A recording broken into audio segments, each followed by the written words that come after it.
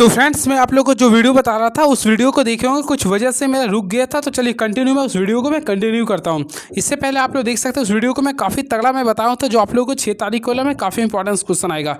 चलिए और question number 29 पे आ गए। क्वेश्चन क्या लिखा है, एक डीसी जनित्र का खुला परिपथ अभिलक्षण उसका अभिलक्षण भी कहलाता है। तो हमेशा याद रखिएगा, एक डीसी जनित्र का खुला परिपथ अभिलक्षण उसका चुंबकीय अभिलक्षण भी कहलाता है। तो ऑप्शन के अकॉर्डिंग चलेंगे तो ऑप्शन नंबर ए को क्लिक करेंगे। आई होप आप लोगों को क्लियर हुआ होगा। नेक्स्ट क्वेश्चन, एक विद्युत परिपथ में लपेटे गए वायर की लंबाई किसके रूप में संदर्भित होती है। हमेशा याद रखिए, एक विद्युत परिपथ में लपेटे गए वायर की लंबाई कंडक्टर के रूप में संदर्भित होती है। आई थिंक चालक के रूप में होते हैं। तो राइट आंसर करेंगे तो ऑप्शन नंबर सी को क्लिक करेंगे। अब याद रखिए, सुचालकों के लिए प्रतिरोध का मान क्या होता है, यानी रेजिस्टेंस उसका जो मान होता है वह लो होता है। क्या होता है, लो होता है। वही टेम्परेचर क्या होता है, अधिक होता है। आई थिंक मैं आप लोगों को बताना चाहता हूँ, जितने सुचालक होते हैं, देखिए जितने सुचालक होते हैं वह पीटीसी कहलाते हैं, यानी कि पॉजिटिव टेम्परेचर पीटीसी यानी पॉजिटिव टेम्परेचर कोएफिशिएंट कहलाते हैं। क्लियर है। और वही बात करना चाहते हैं एनटीसी के बारे में। तो नेगेटिव नेगेटिव टेम्परेचर कोएफिशिएंट जो कहलाते हैं, सबसे पहले सेमीकंडक्टर कहलाते हैं। उसके साथ साथ आप लोग पढ़ोगे इंसुलेटर। ये सारे आप लोग का एनटीसी के अंतर्गत आते हैं। और भी लिखना चाहते हैं तो इलेक्ट्रोलाइट्स आएंगे, थर्मिस्टर आएंगे, कार्बन चक्र आएंगे, ये सारे आते हैं। अशून्य के अंतर्गत मैग्नीन और यूरेका आते हैं। क्लियर है। चलिए नेक्स्ट क्वेश्चन, सीसा अम्ल सेल पुनरावेशन होता है क्योंकि। तो फ्रेंड्स मैं आप लोगों को सबसे पहले ऑलमोस्टली पढ़ूंगा लीड एसिड सेल के बारे में बोल रहा। तो इसका राइट आंसर, क्योंकि उसमें रासायनिक प्रतिक्रिया उत्क्रमित हो सकती है। तो ऑप्शन नंबर सी को क्लिक करेंगे। तो right answer option number C is the right answer. सबसे पहले बातें करना चाहते हैं लीड एसिड सेल के बारे में। तो इसका ईएमएफ का वैल्यू जो होता है वह 2.2 वोल्ट होता है। इस चीज़ को आप लोग याद कीजिएगा। और इसमें जो हम लोग यूज करते हैं वह H2SO4 का यूज करते हैं, यानी कि इसमें अगर इलेक्ट्रोलाइट्स के रूप में हम लोग सल्फ्यूरिक एसिड का प्रयोग करते हैं। आई थिंक H2SO4 का। चलिए, सोल्डरिंग आयरन के दो तत्व किस प्रकार जुड़े होते हैं। हमेशा फ्रेंड्स याद रखें, सोल्डरिंग आयरन के जो दो तत्व होते हैं वह जुड़े होते हैं सीरीज में जुड़े होते हैं। किस में जुड़े होते हैं, सीरीज में जुड़े होते हैं। क्लियर है। चलिए नेक्स्ट क्वेश्चन इज नाउ। तो नेक्स्ट क्वेश्चन देखते हैं आप लोग का 33 नंबर क्वेश्चन क्या लिख रहा। डीसी मशीन के किस भाग को बार बार मरम्मत की आवश्यकता होती है। तो ऑलमोस्टली मैं पिछले वीडियो में डिस्कस किया था। तो ब्रश और कम्यूटेटर की आवश्यकता होती है बार बार मरम्मत के लिए। तो ऑप्शन नंबर बी को क्लिक कर देंगे। चलिए नेक्स्ट क्वेश्चन देखते हैं क्या लिख रहा। रंग कोडित प्रतिरोध पर सोने की पट्टी द्वारा निर्देशित सहनशीलता क्या होगा। यानी कि फ्रेंड्स आप लोग का टॉलरेंस वैल्यू बोला आप लोग का सोने के लिए। मैं आप लोग को एक चीज़ फिर से बताता हूँ, आप लोग फिर से पढ़ लीजिए हमसे। बीबी रॉय, आप लोग इसको लिख लीजिए, आप लोग के लिए काफ़ी काम आएगा। बीबी रॉय लिखिए, बीबी Roy great Britain. Great Britain very good wife. Very good wife, हर वाइफ चाहती है उसके पास क्या हो, सोना हो। क्या हो चाहती है, सोना हो। और सोना के बाद क्या चाहती है, चांदी हो। तो देखिए सोना के लिए 5% होता है और चांदी के लिए 10%, और इसके अलावा कुछ रहेगा तो 20% कर दीजिएगा। तो सोना के लिए क्या कीजिए, ±5%। तो राइट आंसर करेंगे तो option number C is the right answer. Clear है। तो ऑप्शन नंबर लोग सी को क्लिक कर देंगे। ये क्वेश्चन आएगा पेपर में। चलिए, दिए गए चित्र में किरचॉफ के धारा नियम के अनुकरण करें। तो ऑलमोस्टली फ्रेंड्स अगर आप लोग देखिएगा तो एक देखिए इसमें इन और आउट इक्वल होता है। तो देखिए I1 जो कि आप लोग इन कर रहा है, उसके साथ साथ देखिए I5, ये दोनों बराबर I1 और I5 इक्वल टू क्या लिखेगा, तो I2 लिखेंगे, फिर क्या लिखेंगे I3 बोलेंगे और I4 लिखेंगे। तो ऑप्शन के अकॉर्डिंग जाएंगे तो ऑप्शन नंबर 5D को क्लिक कर देंगे। ऑलमोस्टली किरचॉफ्स करंट लॉ को हम लोग क्या बोलते हैं, केसीएल बोलते हैं। क्या बोलते हैं, केसीएल। और केसीएल को हम लोग क्या बोलते हैं, नोड पर धारा का बीजगणितीय योग क्या होता है, शून्य होता है। इस चीज़ को याद रखिएगा। और ये law of conservation of charge पे डिपेंड करता है। वही फ्रेंड्स एक होता है इसको लूप लॉ भी बोलते हैं, साथ साथ जंक्शन लॉ भी बोलते हैं। क्लियर है। एक होता है केवीएल। तो केवीएल में जो सबसे पहले वोल्टेज 0 हो जाता है। क्लियर है। इसके साथ साथ याद रखिएगा, इसमें सबसे पहले याद रखिएगा ये जो इसे हम लोग क्या बोलते हैं, मेष का नियम बोलते हैं। क्या बोलते हैं, मेष का नियम बोलते हैं। चलिए नेक्स्ट क्वेश्चन इज नाउ।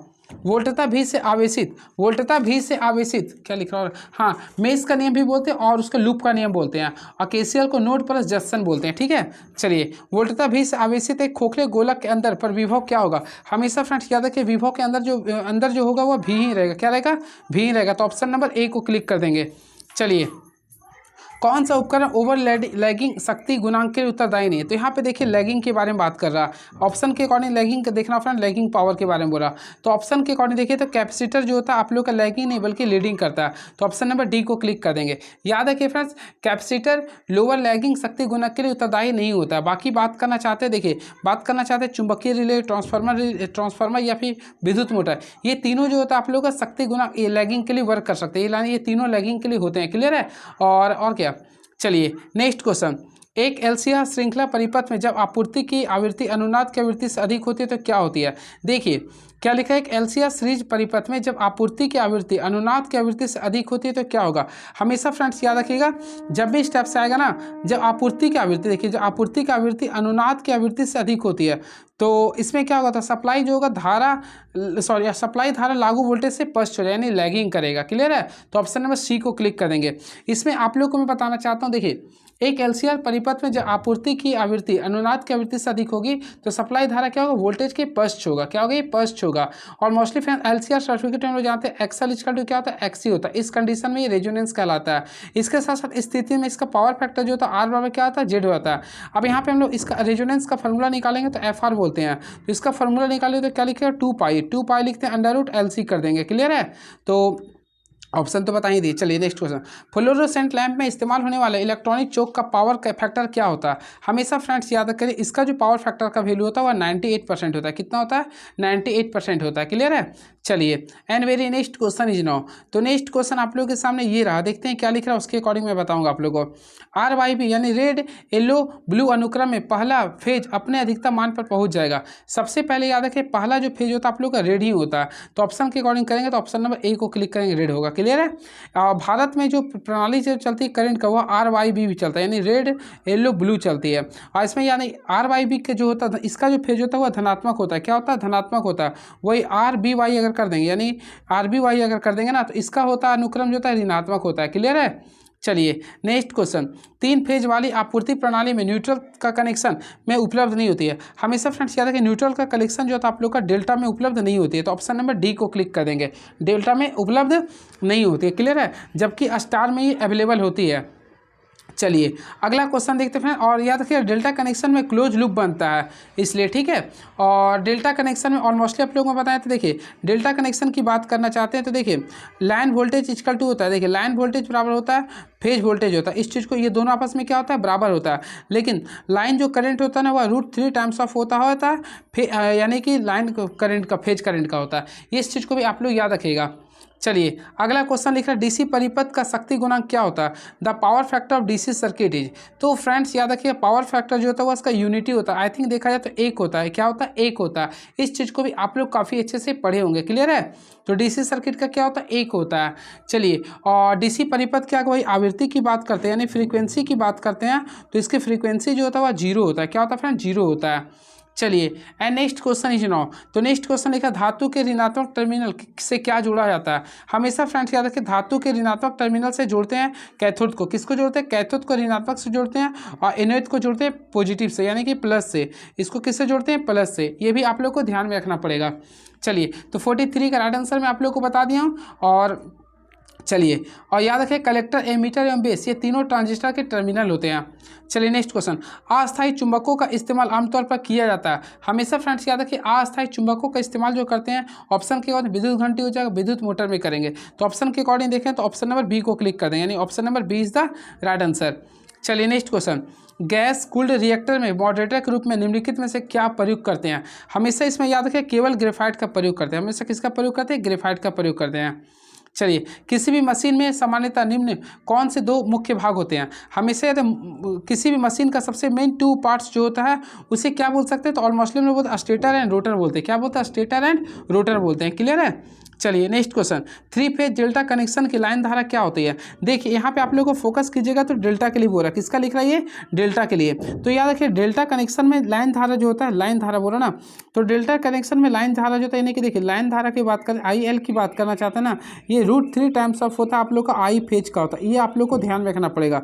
वही लाइन वोल्टेज की बात करना चाहते हैं, वह फेज वोल्टेज के इक्वल होता है। तो ऑप्शन नंबर सी को क्लिक कर देंगे, ये याद रखिएगा। क्लियर है, चलिए वही फ्रेंड्स, अगर हम लोग बातें करना चाहते हैं इसमें स्टार के लिए, तो देखिए अगर हम लोग स्टार की बात करना चाहते हैं तो इसमें देखिए IL यानी कि लाइन करंट और फेज करंट आपस में ये दोनों क्या होता है, इक्वल होता है। क्लियर है, वही इसमें लाइन वोल्टेज जो बराबर होता है वह √3 टाइम्स ऑफ होता है आप लोग का फेज वोल्टेज का होता है। ये भी आप लोग को ध्यान में रखना पड़ेगा। चलिए and next question he now. तो क्वेश्चन नंबर 48 देखते हैं, क्वेश्चन क्या लिख रहा, गतिशील रूप से प्रेरित EMF के सिद्धांत का उपयोग होता है। हमेशा फ्रेंड्स याद रखें, गतिशील रूप से प्रेरित EMF का सिद्धांत जो होता है जनरेटर में होता है। जब भी ईएमएफ की बात करते हैं तो जनरेटर में करेंगे, तो ऑप्शन नंबर बी को क्लिक करेंगे, यानी right answer option number B is the right answer. Clear है। और याद रखिए यह फैराडे के विद्युत चुम्बकीय प्रेरण के सिद्धांत पे कार्य करता है, और उसमें ईएफ का जो मान होता है, ईएमएफ का, ई का जो फार्मूला होता है बी एल भी साइन थीटा हो, ये आप लोग पढ़े होंगे, बी एल भी साइन थीटा होता है, और जब थीटा का वैल्यू 90 डिग्री होता है तो वो मैक्सिमम चल जाता है। क्लियर है। चलिए, और ये बात करना चाहते हैं यहाँ पे थर्मोकपल का, तो ऑलमोस्टली आप लोग पढ़े भी होंगे, मैं बताया भी था। थर्मोकपल जो काम करता है वह सीबेक प्रभाव पे कार्य करता है, यानी ये किस पे प्रभाव पे कार्य करता है, सीबेक प्रभाव पे कार्य करता है। चलिए नेक्स्ट क्वेश्चन, किसी डीसी मोटर की दिशा किसके द्वारा बदली जा सकती है। हमेशा फ्रेंड्स याद रखिएगा, किसी डीसी मोटर की जो दिशा होती है प्रत्यावर्तिक फील्ड या आर्मेचर से जुड़े संयोजन द्वारा बदल सकते हैं। तो ऑप्शन के अकॉर्डिंग चलेंगे तो ऑप्शन नंबर डी को क्लिक करेंगे, option number D is the right answer. चलिए नेक्स्ट क्वेश्चन, निम्नलिखित में से कौन से मोटरों में मोटर को परिवर्तित करने के लिए बाह्य प्रतिरोध को जोड़ा जा सकता है। तो ऑप्शन के अकॉर्डिंग चलेंगे तो ऑप्शन नंबर बी को क्लिक करेंगे, सर्पी वलय प्रेरण मोटर में। क्लियर है। चलिए नेक्स्ट क्वेश्चन, एक ट्रांसफार्मर को लेमिनेटेड किस लिए होता है। हमेशा फ्रेंड्स याद रखें, एक किसी ट्रांसफार्मर को लेमिनेट करते हैं ताकि उसका भंवर धारा हानि को क्या करें, कम कर सकें। तो ऑप्शन के अकॉर्डिंग चलेंगे तो भंवर धारा को कम करने के लिए ऑप्शन नंबर डी को क्लिक करेंगे। अब फ्रेंड्स आता है भंवर धारा हानि का फॉर्मूला, तो इसके लिए लिखिएगा तो आप लोग सबसे पहले के ही कर लीजिएगा, फिर यहाँ पे बी का स्क्वायर कर लीजिए, ये फार्मूला याद कर लीजिए, कल का पेपर में ये आ रहा है आप लोग का। फिर लिखिए फ्रीक्वेंसी का स्क्वायर कर देंगे, थिकनेस का स्क्वायर कर देंगे, इंटू भी कर देंगे। क्लियर है। चलिए नेक्स्ट क्वेश्चन, अंतर्राष्ट्रीय मानक IEC 60601 आई के अनुसार अर्थ लीकेज करंट का अधिकतम सीमा क्या होती है। देखिए आप लोगों का सीमा वाला पूछ रहा, तो इसका होता है 1 मिली एम्पियर होती है। क्या होती है, 1 मिली एम्पियर होती है। क्लियर है। चलिए, ऐसे स्विचों के कितनी संख्या होती है जिसका उपयोग सीढ़ी के लाइटिंग सर्किट के लिए उपयोग करते हैं। तो फ्रेंड्स याद रखिए, उसके लिए हमेशा दोतरफा स्विच का प्रयोग करते हैं। कितना प्रयोग करते हैं, दोतरफा स्विच का प्रयोग करते हैं। तो ऑप्शन के अकॉर्डिंग चलेंगे तो option number B is the right answer. चलिए next question is now, star flux के घूमने की गति को क्या कहते हैं। हमेशा फ्रेंड्स याद रखिए, स्टेटर, तो स्टेटर फ्लक्स के घूमने की गति को बोलते हैं सिंक्रोनस गति बोलते हैं। आई थिंक तुल्यकालीन गति कहते हैं, तो ऑप्शन हो कहीं। चलिए तो देखते हैं क्वेश्चंस का आंसर क्या होगा। तुल्यकालीन गति लिख रहा है बिल्कुल, तो ऑप्शन नंबर देखेंगे तो ऑप्शन नंबर डी में क्लिक करेंगे, यानी option number D is the right answer. तो इसे बोलेंगे तुल्यकालीन गति बोलेंगे। क्लियर है। अब फ्रेंड इसका फॉर्मूला अगर आता है तो एनएस का जो फॉर्मूला होता है आप लोग याद कर लीजिए, 120 फ्रीक्वेंसी बाई क्या होता है, पी होता है, यानी P4 होता है, पोल होता है। क्लियर है। और वही बात करना चाहते हैं, इसका प्रतिशत स्लिप की फॉर्मूला निकालने बोलेगा, तो NS माइनस NR करेंगे, NS माइनस NR बाई क्या करेंगे, NS इंटू 100 कर देंगे। ये भी आप लोग याद रखिएगा। और जब गति यानी रोटर वाला और आप लोगों का सिंक्रोनस जब बराबर में नहीं होती है तो उसे बोलते हैं असिंक्रोनस गति, और इसे ही बोलते हैं फ्रेंड 3 फेज। देखो इस जब बराबर नहीं होता इसी बोलते हैं 3 phase induction motor, 3 phase induction motor कहते हैं। क्लियर है। चलिए नेक्स्ट क्वेश्चन, आर्मेचर कोर के स्लॉट में अनेक विशिष्ट अनुक्रम में अंतिम कनेक्शन के साथ इंसुलेटेड कंडक्टर की क्रमबद्ध व्यवस्था को क्या कहते हैं। तो याद रखें, इसे बोलते हैं वाइंडिंग बोलते हैं। क्या बोलते हैं, वाइंडिंग बोलते हैं। तो फ्रेंड्स याद रखिएगा, आर्मेचर कोर के स्लॉट में विशिष्ट अनुक्रम में अंतिम कनेक्शन के साथ इंसुलेटेड कंडक्टर के क्रमबद्ध की व्यवस्था को वाइंडिंग कहते हैं। क्लियर है। चलिए, और वैसे आप लोग पढ़े भी होंगे इसके बारे में। अगला क्वेश्चन देखते हैं, निम्नलिखित में किसका उपयोग इलेक्ट्रिकल केतली के ताप में के इकाई में करते हैं। तो देखिए केतली के ताप में हम लोग करेंगे धातु के ट्यूब के कंसील्ड वायर का करते हैं, तो ऑप्शन नंबर डी को क्लिक कर देंगे। इनमें कौन सा गुणधर्म पीएन जंक्शन डायोड को डिस्ट कार्य का कार्य करने की अनुमति देता है। तो फ्रेंड इसके अंदर आप लोगों को बोले, देखिए पीएन जंक्शन के बारे में बोला ना, तो इसमें हम लोग करेंगे अग्र पश्च अभिनित गुणधर्म, यानी कि forward and reverse bias characteristics का प्रयोग करेंगे। तो ऑप्शन नंबर सी को क्लिक कर देंगे। क्लियर है। चलिए, और फ्रेंड्स मैं आप लोगों को बताना चाहता हूँ, देखिए पी टाइप जो होता है, पी टाइप सेमीकंडक्टर हमेशा याद रखें होल्स की संख्या अधिक रहती है। पी टाइप्स के सेमीकंडक्टर में होल्स की संख्या अधिक रहती है, वही इलेक्ट्रॉन की जो संख्या होती है इसमें कम होती है और होल्स की संख्या अधिक होती है। क्लियर है। वही बात करना चाहते हैं एन टाइप्स में, तो एन टाइप्स की बात करना चाहते हैं तो इसमें इलेक्ट्रॉन की संख्या अधिक होती है और वही होल्स की संख्या बात करना चाहते हैं तो कम होता है। चलिए, हिस्टेरिसिस हानि किसके द्वारा व्यक्त करते हैं। फ्रेंड्स मैं अभी जस्ट आप लोगों को बताया था, देखिए ऑप्शन नंबर डी को कर लीजिए, तो ऑप्शन नंबर डी में एच लिख रहा है तो आप लोग इस टाइप से कर सकते हैं। क्लियर है।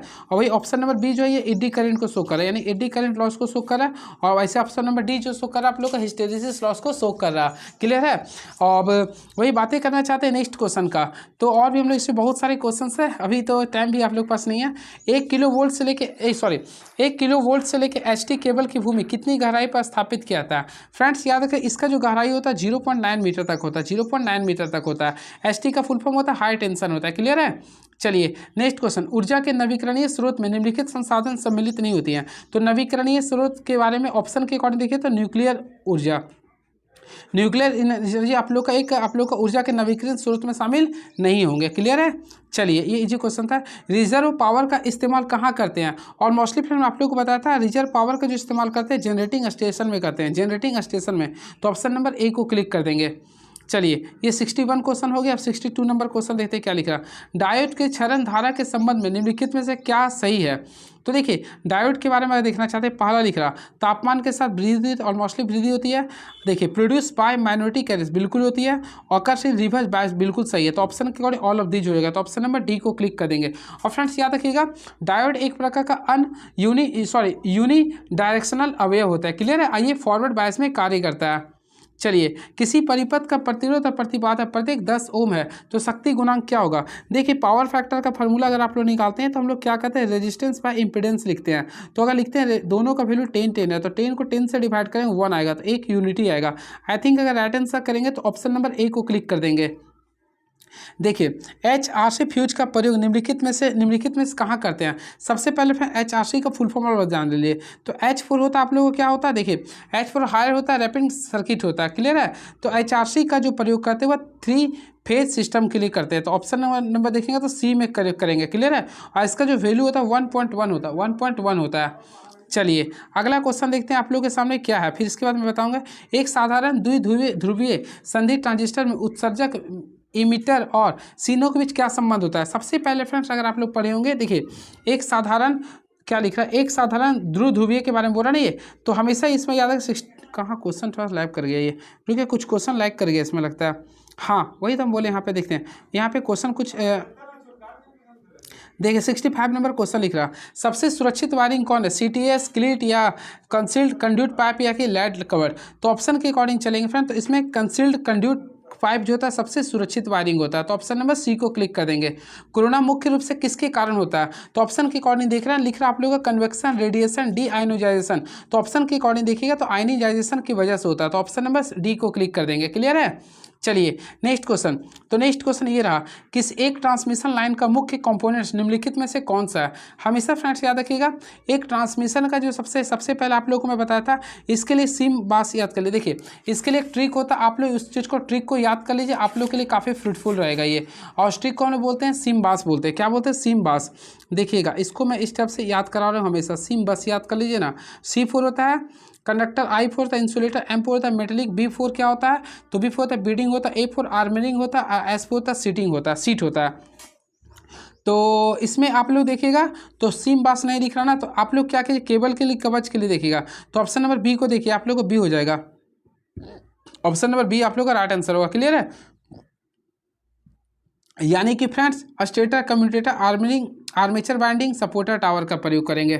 चलिए नेक्स्ट क्वेश्चन, केबल में कवच में केबल, यहाँ पे क्वेश्चन गलत कर दिए, सॉरी इसमें 67 का अगर देखिएगा ना तो इसमें गलत में बता दिए, एक ट्रांसमिशन लाइन का मुख्य कंपोनेंट्स किसका होता है, तो ये कंडक्टर, ट्रांसफार्मर और सपोर्टर का होता है। तो ऑप्शन नंबर डी करेंगे, सॉरी मिस्टेक हो गया ये।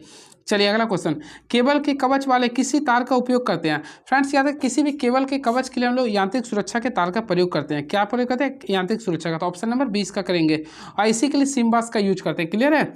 चलिए अब आ चुके हैं हम लोग 69 वाला क्वेश्चन, अभी आएंगे यहाँ पे। देखिए एक साधारण द्विध्रुवीय संधि ट्रांजिस्टर में उत्सर्जक, आधार, संग्राही क्षेत्रों में अप मिश्रण केंद्रक क्या होता है। हमेशा अगर इसका रेशियो अगर निकालेंगे तो ऑलमोस्टली अभी जस्ट मैं बताया था।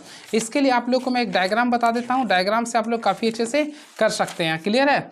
तो देखिए आप लोग को BJT के रूप में बता रहे हैं, ठीक है। तो इसमें C ज़्यादा होता है। देखिए अगर आप लोग लेयर बनाते हैं तो आप लोग इस टाइप से बना सकते हैं। देखिए इस टाइप से करते हैं ना, तो देखिए इमीटर की बात करना चाहते हैं। सबसे पहले देखिए इसमें ये मान लीजिए इमीटर यहाँ पे देंगे, बेस सबसे छोटा होता है, यहाँ पे बेस का देंगे, ये कलेक्टर होता है। तो देखिएगा सबसे ज़्यादा क्या होता है, क्षेत्रफल कलेक्टर का होता है, फिर इमीटर का होता है, फिर क्या होता है, बेस का होता है। तो CEB याद कर लीजिए, CEB। तो ऑप्शन के अकॉर्डिंग देखेंगे 69 का राइट आंसर करेंगे CEB। तो ऑप्शन के अकॉर्डिंग देखें तो ऑप्शन नंबर डी को क्लिक करेंगे, यानी option number D is the right answer. तो इस टाइप से हम लोग कर सकते हैं। क्लियर है। और फ्रेंड्स लेकिन यहाँ पे आप लोग देख सकते हैं आप मिश्रण के लिए बोल रहा, ये हम जो बताएं गलत हो गया। ये मैं आप लोग को जो बताया क्षेत्रफल के अकॉर्डिंग बताया था, क्या बताया, क्षेत्रफल के अकॉर्डिंग।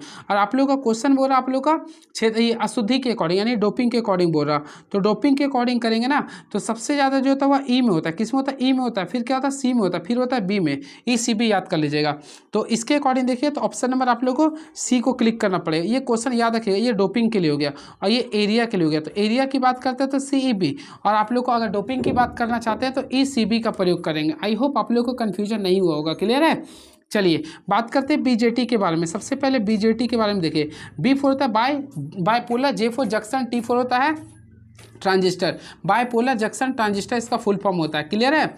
अब इसमें याद रखिएगा, देखिए इसका जो टोटल निकालेगा आई इमीटर का जब वैल्यू निकालेगा तो आई बेस प्लस आई कलेक्टर कीजिएगा, ये होता है फार्मूला। इसमें कुल लेयर की संख्या 3 होता है और कुल जंक्शन की संख्या 2 होता है, टर्मिनल की संख्या 3 होता है। चलिए अगला क्वेश्चन, घरेलू वायरिंग में एल्बो का उपयोग तार की दिशा को बदल सकती है। सबसे पहले फ्रेंड्स याद रखिएगा घरेलू वायरिंग में, तो इसके लिए आप लोग को मैं बताना चाहता हूँ घरेलू वायरिंग में एल्बो का उपयोग तार की दिशा को 90 डिग्री या समकोण बदलने के लिए करते हैं। तो ऑप्शन के अकॉर्डिंग चलेंगे तो ऑप्शन नंबर डी को क्लिक कर देंगे, यानी option number D is the right answer. Clear है। चलिए नेक्स्ट क्वेश्चन, सुरक्षा के लिए स्विच को नियंत्रित करना चाहिए। हमेशा आप लोग को याद रखना चाहिए, देखिए सुरक्षा के लिए स्विच को क्या करते हैं तो ऑलमोस्टली आप लोग जानते हैं स्विच को हमेशा किससे ऐड करते हैं तो फेज करंट से, यानी फेज केबल से करते हैं। क्लियर है। अब ऑलरेडी आप लोगों को मैं बताया था फ्रेंड्स, इसमें देखिए फ्यूज, एमसीबी आदि सभी सुरक्षा उपकरणों के लिए प्रयोग भी करते हैं। क्लियर है। चलिए अब नेक्स्ट क्वेश्चन देखते हैं आप लोगों के बीच में क्या लिख रहा है। ये तो लिखा धारा ट्रांसफार्मर को किसके लिए प्रयोग करते हैं। तो फ्रेंड्स सब लोग सबसे पहले बातें करना चाहते हैं धारा ट्रांसफार्मर को, इसे इंग्लिश बोलते हैं करेंट ट्रांसफार्मर। क्लियर है। तो इसका जो हम लोग प्रयोग करते हैं, देखिए इसका हम लोग जो प्रयोग करते हैं उच्च धारा यानी कि उच्च एसी करंट को मापने के लिए करते हैं। तो देखेंगे उच्च एसी प्रतिवर्ती धारा मापने के लिए करते हैं और ये हमेशा एक स्टेप अप ट्रांसफार्मर होता है। ये क्वेश्चन बोले कैसा होता है तो स्टेप अप ट्रांसफार्मर होता है। क्लियर है। चलिए और करंट ट्रांसफार्मर की सेकेंडरी वाइंडिंग कभी खुली नहीं रहती। क्लियर है। और वही फ्रेंड्स आप लोग को मैं बताना चाहता हूँ पीटी की सेकेंडरी वाइंडिंग खुली भी रह सकती है और दोनों का जो रेटिंग जो लेते हैं वो वोल्ट एम्पियर में लेते हैं। तो इसका अकॉर्डिंग बोलेंगे धारा ट्रांसफार्मर किसके लिए प्रयोग करते हैं तो उच्च प्रतिवर्ती धारा के मापने के लिए करेंगे। क्लियर है। चलिए अगला क्वेश्चन देखते हैं क्या लिख रही है। निम्नलिखित में कौन सा मोटर स्वप्रवर्तित होती है, यानी कि लिख रहा है विच of the following motor is self starting. तो देखिए 3 फेज इंडक्शन मोटर जो होते हैं ना वो सेल्फ स्टार्टिंग होते हैं। तो ऑप्शन नंबर डी को क्लिक कर देंगे, option number D is the right answer. Clear है। चलिए अगला क्वेश्चन क्या लिख रहा है, एसी उत्पादन करने के लिए इलेक्ट्रॉनिक इन्वर्टर पर आधारित होती है। तो हमेशा याद है कि इसके लिए ऑसिलेटर सर्किट होता है। क्या होता है, ऑसिलेटर सर्किट होती है। चलिए अगला क्वेश्चन देखते हैं क्या लिखा है, लास्ट क्वेश्चन, कौन सा पृथ्वी के प्रतिरोध को कम करने की विधि है। तो देखिए पानी डालने से आप लोग कर सकते हैं, प्लॉट क्षेत्र से नहीं होगा। चलिए तो ऑप्शन नंबर हम लोग एक ही कर दीजिए, ऑप्शन नंबर ए को, ए इज द राइट आंसर। चलिए ये था। अब अगला सेट को स्टार्ट करते हैं, शायद और भी क्वेश्चन होगा तो मैं आप लोग को बताऊंगा। चलिए फिर नेक्स्ट वीडियो में आते हैं तो आप लोग को और भी क्वेश्चन हम बताएंगे। तब तक आप रुकिए और भी मैं आप लोग के सामने क्वेश्चन लेके आता हूँ जो आप लोग के लिए काफ़ी इंपॉर्टेंस होगा। तो फ्रेंड नेक्स्ट क्वेश्चन हमारे सामने ये आ गया, देखिए फिर से आ गया क्वेश्चन। 1 मिनट में 10 एम्पियर की करंट प्रवाहित करने के लिए सर्किट से होकर गुजरने वाले कूलॉम का चार्ज क्या होगा। ऑलमोस्टली क्यू का फॉर्मूला हम लोग जानते हैं क्या होता है, आई टी होता है। क्या होता है, क्यू बराबर आई टी होता है। तो करंट यानी एम्पियर देखिए 10 एम्पियर है, टाइम लिख रहा है 1 मिनट, तो 1 मिनट का कितना होता है 60 सेकेंड होता है। अगर मल्टीप्लाई कर दिए तो 600 कूलॉम आएगा। तो ऑप्शन के अकॉर्डिंग जाएंगे तो ऑप्शन नंबर डी को क्लिक कर देंगे। क्लियर है। चलिए रेती में प्रयुक्त होने वाली सामग्री क्या है। ऑप्शन लिख रहा है कच्चा लोहा, उच्च कार्बन स्टील, कार्बन स्टील या नरम इस्पात। तो रेती में हमेशा उच्च कार्बन स्टील का प्रयोग करते हैं। तो option number B is the right answer. चलिए इस क्वेश्चन को मैं अभी लास्ट में देखिए क्या लिख रहा, इसको भी मैं लास्ट में बता ही देना। एक प्रतिरोधक को किसी वोल्टता स्रोत से जोड़ा जाता है, यदि वोल्टता दुगनी हो जाती है तो प्रतिरोधक में विकसित होने वाला शक्ति क्या होगा। सबसे पहले फ्रेंड आप लोग को ऑलमोस्टली पता है P1 इक्वल टू क्या होता है, देखिए P बराबर क्या होता है V स्क्वायर बाय R होता है ना। तो इसी के अकॉर्डिंग हम लोग क्या करेंगे, देखिए आप लोग को मैं बताना, सबसे पहले इस फार्मूला को याद रखें। P बराबर हम लोग जानते हैं पावर इक्वल टू क्या होता है V स्क्वायर बाय R होता है। अब यहाँ पे लिख रहा है ना वोल्टता को दुगनी कर रहे हैं, तो हम लोग यहाँ पे P रहने दें, वोल्टता के पे दुगनी कर देंगे, 2V का स्क्वायर कर देंगे बाय R कर देंगे। अब इसको तोड़िए तो हम लोग तोड़ेंगे तो क्या आ गया, देखिए 4V स्क्वायर बाय R आ गया, ये आ गया ना।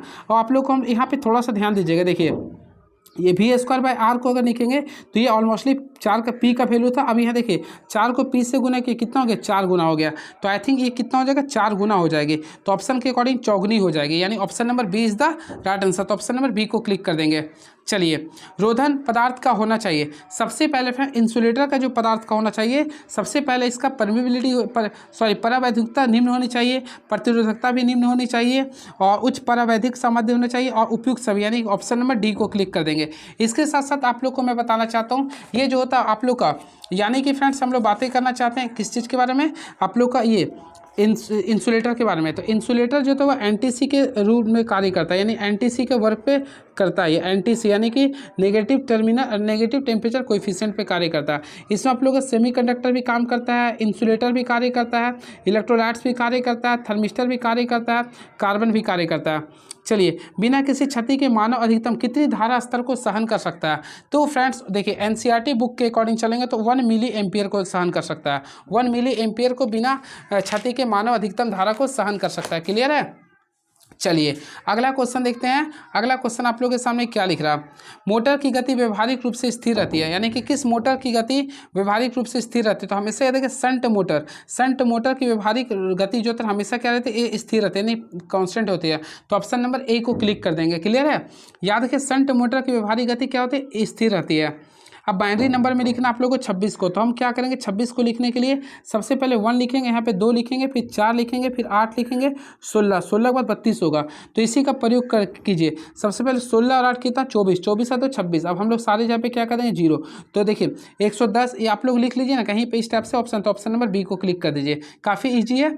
चलिए, शक्ति गुणांक सुधारने के लिए किस मोटर का प्रयोग करते हैं? हमेशा फ्रेंड्स याद रखिएगा, शक्ति गुणांक आई थिंक यानी कि इसके लिए हम लोग क्या करते हैं? ओवर एक्साइटेड सिंक्रोनस मोटर का यूज करें, यानी ऑप्शन नंबर डी को क्लिक कर देंगे। चलिए, अब क्वेश्चन नंबर 9वां देखते हैं क्या लिख रहा है ये।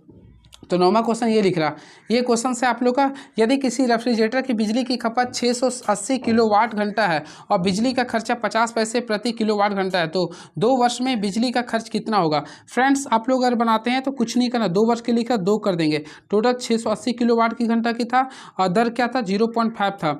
अब इसके अकॉर्डिंग कीजिएगा तो 680 रुपये आएगा। क्या आएगा? 680 रुपये।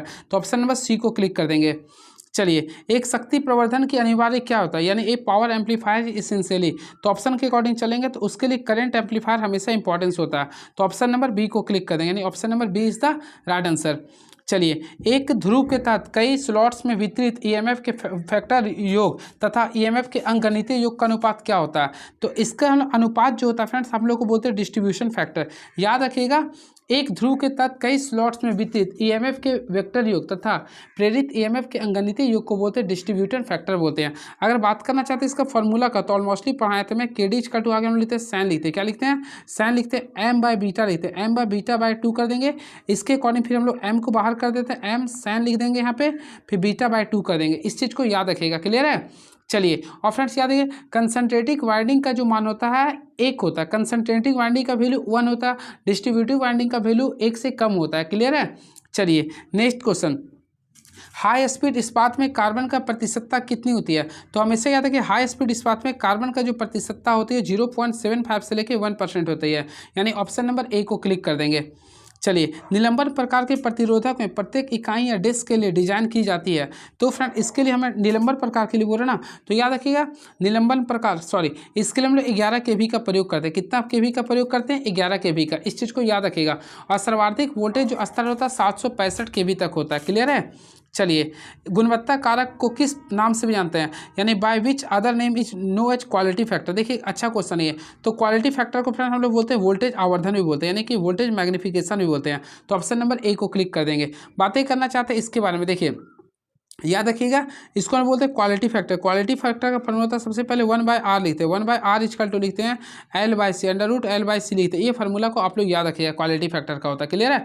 1/r फिर अंडर रूट L/C कर देंगे। चलिए, अगला क्वेश्चन लिख रहा है आप लोग का, इलेक्ट्रिकल मशीन को कम करने के लिए कोर को लैमिनेट करते हैं। तो फ्रेंड्स याद रखिए, इलेक्ट्रिकल मशीन को एडी करने भंवर धारा हानि को कम करने के लिए क्या करते हैं? लैमिनेट करते हैं। तो ऑप्शन नंबर देखेंगे तो ऑप्शन नंबर बी को क्लिक कर देंगे। इसका फॉर्मूला आता है तो आप लोगों के सामने मैं फिर लिख दूंगा, एक ही चीज़ को बार बार लिखूंगा। तो KE लिखेंगे, फिर क्या लिखते हैं? F का स्क्वायर लिखते हैं, फिर B को रहने देते हैं, फिर M का स्क्वायर लिखते हैं, फिर फ्रीक्वेंसी का स्क्वायर लिखते हैं, वोल्ट लिख देते हैं। सॉरी, यहाँ पर T का भी स्क्वायर करते हैं। चलिए, अगला क्वेश्चन देखते हैं क्या लिख रहा है ये। तो नेक्स्ट क्वेश्चन ये रहा। तो लिख रहा है देखिए, एक पोल इंडक्टर मोटर के लिए स्टेटर की आपूर्ति की आवृत्ति 50 हर्ट्ज है और रोटर की आवृत्ति 2 हर्ट्ज है, तो स्लिप की प्रतिशतता क्या होगा। देखिए फ्रेंड्स, आप लोगों को फोकस करना पड़ेगा। हम लोग जानते हैं यहाँ पे पोल का वैल्यू, आगे देखिए पोल का वैल्यू 6 लिख रहा, फ्रीक्वेंसी लिख रहा कितना 50 हर्ट्ज लिख रहा, ठीक है। तो अब हम लोग क्या करेंगे, देखिए रोटर की आवृत्ति 2 हर्ट्ज लिख रहा ना, कुछ नहीं करना, आप लोगों को स्लिप का प्रतिशतता निकालना है। और मोस्टली मैं आप लोगों को बताते देखिए, एफ आर का फार्मूला होता है एस इंटू एफ होता है, एस इंटू एफ होता है, आप लोग को एस का वैल्यू निकालना है। तो हम लोग क्या करेंगे, एफ आर यानी रोटर का जो लिख रहा है इसको डिवाइड करेंगे एफ से। तो ऑलमोस्टली एफ आर का वैल्यू लिख रहा था 2 हर्ट्ज, तो हम लोग 2 रोटर के लिए ले देंगे।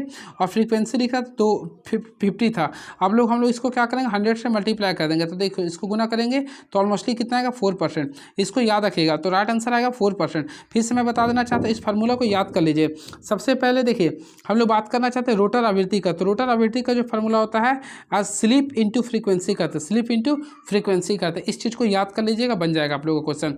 चलिए, फीडर में वोल्टेज ड्रॉप किससे मुक्त होता है, हमेशा याद रखिए फीडर में वोल्टेज जो ड्रॉप होता है वह ग्राउंडिंग के प्रकार से होता है, ग्राउंडिंग के प्रकार से। तो ऑप्शन नंबर सी को क्लिक कर देंगे। चलिए अगला क्वेश्चन देखते हैं, JFET क्या है। अभी जस्ट मैं बताया था JFET एक प्रकार का वोल्टेज नियंत्रण उपकरण होते हैं। क्या होता है, वोल्टेज नियंत्रण उपकरण होते हैं। तो ऑप्शन नंबर बी को क्लिक कर देंगे। क्लियर है। तो इसका फुल फॉर्म होता है, देखिए फुल फॉर्म फ्रेंड्स इसका होता है जंक्शन फील्ड इमिटेटर ट्रांजिस्टर होता है। क्लियर है, इस चीज़ को भी आप लोग याद रखिएगा। चलिए, और JFET में चलिए इसके बारे में, इसमें कुल 3 टर्मिनल होते हैं जिसे हम लोग बोलते हैं सोर्स बोलते हैं, ड्रेन बोलते हैं और गेट बोलते हैं। सोर्स, ड्रेन एंड गेट होता है। क्लियर है।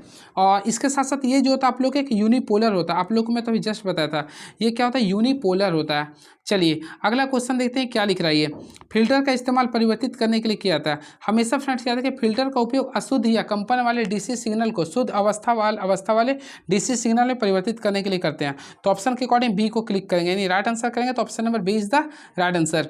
चलिए, सोल्डरिंग में फ्लक्स का मुख्य उद्देश्य क्या होता है। फ्रेंड्स आप लोग याद रखें, सोल्डरिंग में मुख्य फ्लक्स का जो उद्देश्य होता है धातु की सतह को साफ और ऑक्साइड मुक्त रखना, यानी ऑप्शन नंबर सी को क्लिक कर देंगे, यानी option number C is the right answer.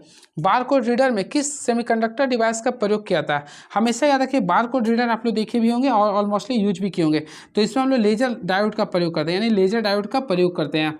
चलिए अगला क्वेश्चन ये रहा, बिजली काम के दौरान जो निम्नलिखित में से बिजली के झटके से कौन बचाता है। तो देखिए, भीगा लकड़ी से तो और करंट मार देगा, सूखी लकड़ी आप लोग को बचा देगा। तो ऑप्शन नंबर बी को क्लिक कर देंगे। बाकी भीगी रस्सी भी करंट मार देगा, धातु तो मारेगा ही। तो ऑप्शन नंबर बी को क्लिक कर देंगे। हर उपकरण का पानी हीटर के लिए कमीशनिंग अथवा अतिस्थापन से पहले इंसुलेशन प्रतिरोध से कम नहीं होना चाहिए। तो राइट आंसर कीजिएगा तो ऑप्शन नंबर 1 के लिए 3 को, यानी 1 मेगा ओम से। चलिए अगला क्वेश्चन देखते हैं आप लोगों के सामने। नेक्स्ट क्वेश्चन क्या रहा ये, तो फिर नेक्स्ट क्वेश्चन लिख रहा है माइका क्या है। तो ऑलमोस्टली हमेशा याद है कि माइका एक प्रकार का क्या है, तो विद्युत रोधी अर्थात ये इंसुलेटर होता है। तो ऑप्शन नंबर बी को क्लिक कर देंगे। उष्मातापी क्या है, तो देखिए thermostat is a device use to, तो थर्मामीटर एक ऐसा डिवाइस है जो तापमान का पता लगाने और उसे कंट्रोल करने के लिए करते हैं। तो ऑप्शन के अकॉर्डिंग करेंगे तो ऑप्शन नंबर सी को क्लिक कर देंगे। क्लियर है। चलिए अगला क्वेश्चन देखते हैं क्या लिख रहा है, दिए गए मोटर्स में से किसमें सबसे खराब गति नियंत्रित होती है। तो लिख रहा differential compound motor, cumulative compound motor, series motor या शंट मोटर। तो यहाँ पे फोकस कीजिए, सबसे खराब की बात कर रहा। तो फ्रेंड्स ऑप्शन के अकॉर्डिंग बताना चाहता हूँ, श्रेणी मोटर की गति नियंत्रण सबसे खराब होती है। आई थिंक हम लोग ऑप्शन नंबर सी को क्लिक करेंगे, श्रेणी मोटर की गति नियंत्रण सबसे खराब होती है। क्लियर है। चलिए अगला क्वेश्चन देखते हैं क्या लिख रहा है, वितरण ट्रांसफॉर्मर यानी distribution transformer has maximum efficiency around. तो अभी मैं बताया था यानी वितरण ट्रांसफार्मर का जो एफिशिएंसी अधिकतम होता है वह 50% होता है लोड का, यानी कि लोड का 50% होता है। क्लियर है, याद रखिएगा। अब मैं आप लोगों को बताना चाहता हूँ संचरण, यानी कि देखिए संचरण ट्रांसफार्मर की अधिकतम दक्षता लगभग पूर्ण लोड के प्राप्त होती है। यानी कि देखिए एक होता है डिस्ट्रीब्यूशन, यानी कि डिस्ट्रीब्यूशन होता है, एक होता है संचरण के लिए।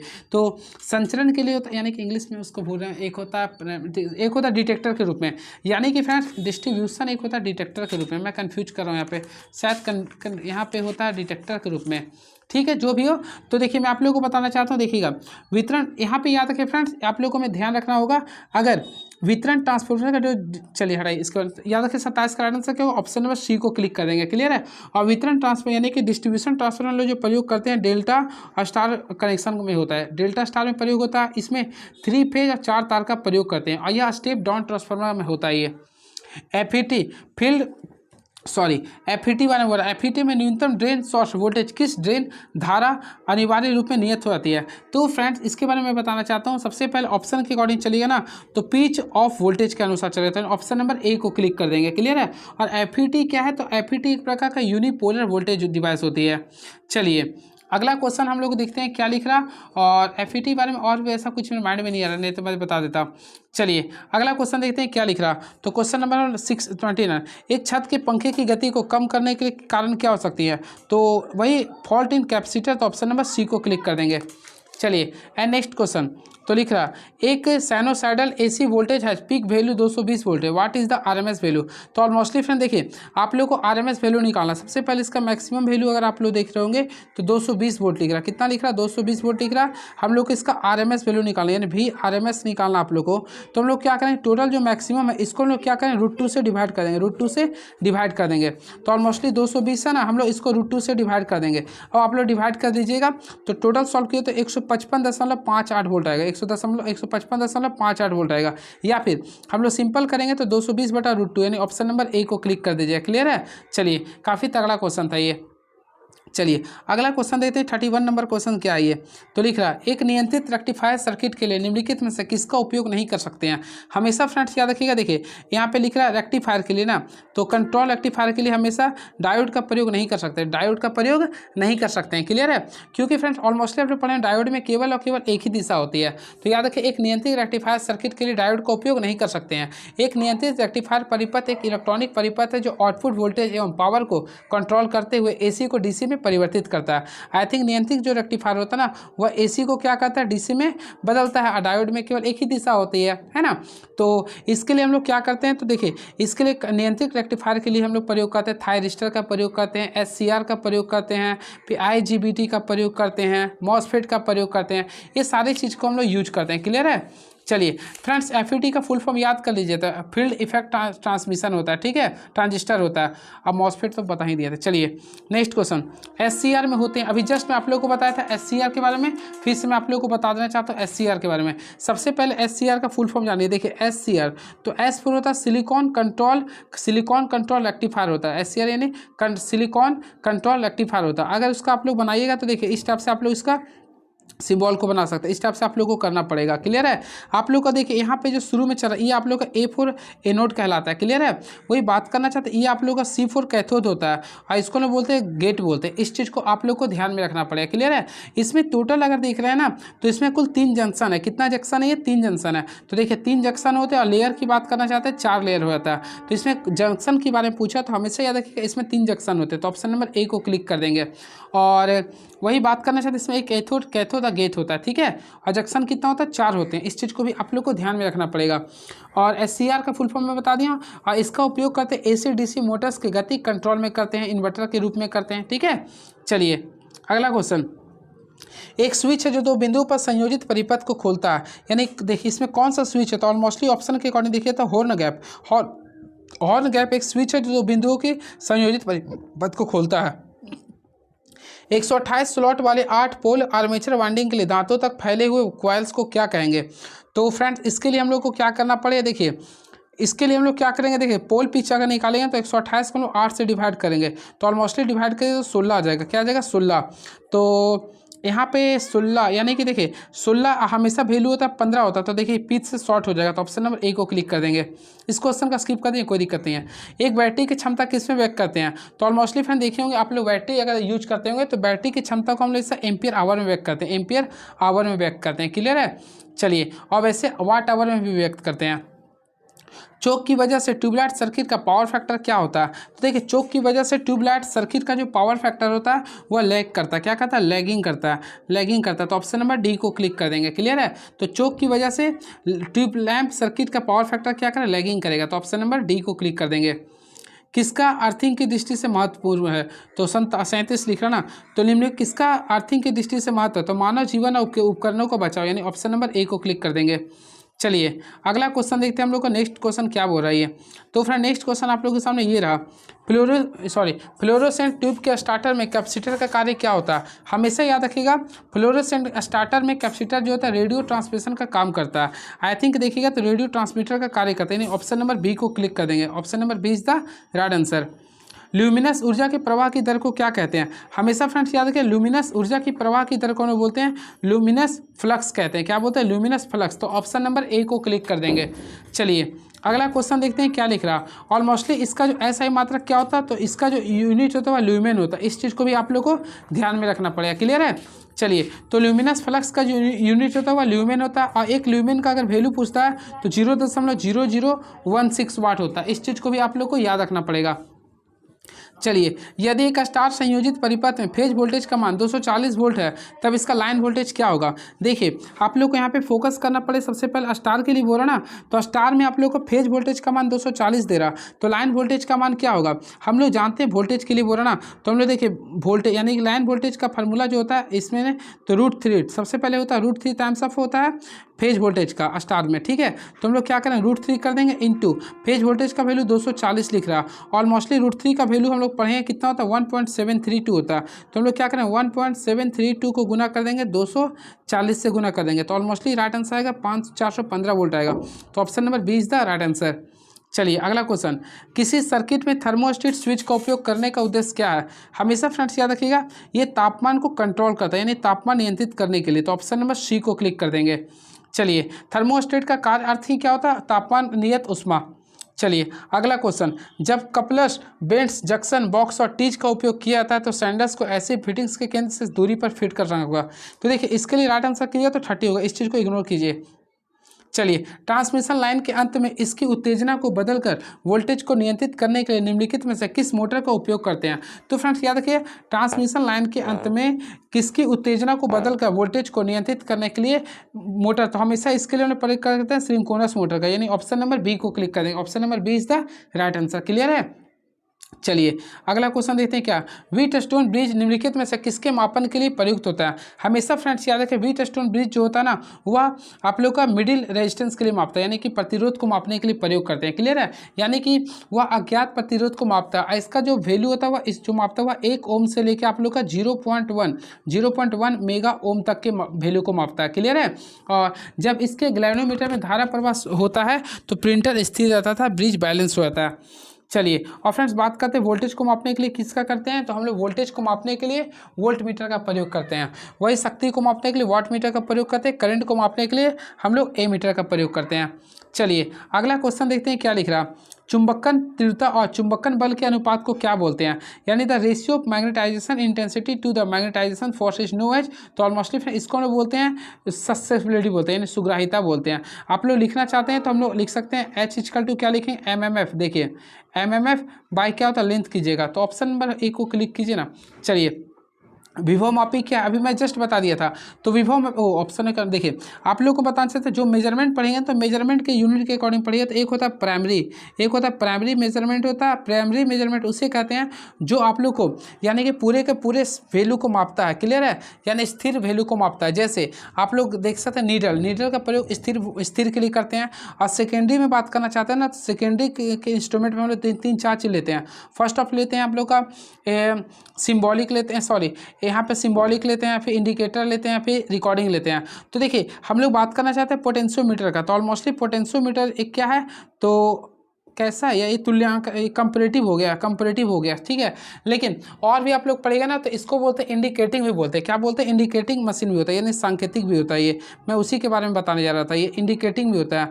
आप लोग याद रखें, इंडिकेटिंग के अंदर आप लोग का आ मीटर आता है, वोल्ट मीटर आता है, ओम मीटर आते हैं। ये सारे जो आप लोग को जो केवल धारा को शो कर देता है कि 5 एम्पियर है, 10 वोल्ट है, तो सारे को बोलते हैं इंडिकेटिंग। ठीक है, चलिए अगला क्वेश्चन ये रहा, घरेलू विद्युत वायरिंग में लाइट लोड किसके अधिक नहीं होना चाहिए? फ्रेंड्स आप लोग को पता होगा, घरेलू विद्युत वायरिंग में लाइट लोड जो है ना 800 वाट से अधिक नहीं होनी चाहिए। तो ऑप्शन है बिल्कुल, तो ऑप्शन नंबर ए को क्लिक कर देंगे। क्लियर है? चलिए किसी सिंक्रोनस जनरेटर का वोल्टेज रेगुलेशन ऋणात्मक हो सकता है जब, तो हमेशा तभी होगा जब लोड फैक्टर लीडिंग होता है। जब लोड फैक्टर क्या होता है? लीडिंग। जब भी लीडिंग होगा तो क्या होगा? ऋणात्मक हो जाएगा। इस चीज़ को भी आप लोग को ध्यान में रखना पड़ेगा। चलिए अगला क्वेश्चन देखते हैं क्या लिख रहा है ये। तो फ्रेंड्स हम नेक्स्ट क्वेश्चन देखते हैं क्या लिखता है ये। चलिए मोटर का लोडिंग पर निर्भर करता है, तो मोटर की लोडिंग पर निर्भर करता है। तो हमेशा याद रखें, मोटर जो है ना, मोटर की शक्ति यानी पावर फैक्टर की लोडिंग पर निर्भर करता है। तो ऑप्शन नंबर सी को क्लिक कर देंगे। याद रखिएगा, मोटर की शक्ति गुणा यानी पावर फैक्टर मोटर की लोडिंग पर निर्भर करता है। क्लियर है? चलिए अगला क्वेश्चन देखते हैं क्या लिख रहा है ये। किसी सीसा अम्ल बैटरी में प्रति सेल नेगेटिव प्लेटों की संख्या किसके बराबर होते हैं। तो देखिए सीसा अम्ल बैटरी के लिए बात बोल रहा ना, तो हमेशा याद रखना सीसा अम्ल बैटरी जो होता है आप लोगों को पॉजिटिव +1 के लिए होता है, यानी कि ऑप्शन नंबर ए को क्लिक कर देंगे। किसी स्टार डेल्टा संयोजन में ऊर्जा किसके द्वारा मापते हैं। देखिए स्टार के लिए बात करना चाहते हैं तो पी का जो फार्मूला लिखते हैं सबसे पहले √3 करेंगे, ये ऊर्जा के लिए लिख रहा ना, तो आप लोग लिखिएगा लाइन वोल्टेज, फिर लिखिएगा आप लोग लाइन करंट लिखिएगा, यहाँ पे फिर cos थीटा कर देंगे। ये आप लोग को फार्मूला याद करना पड़ेगा, तो ऑप्शन नंबर सी को क्लिक कर देंगे। क्लियर है। अब VL क्या है, लाइन वोल्टेज, फिर IL क्या है, लाइन करंट है। ठीक है, और वही स्टार कनेक्शन के बारे में तो मैं बता दिया हूँ। ठीक है, चलिए नेक्स्ट क्वेश्चन।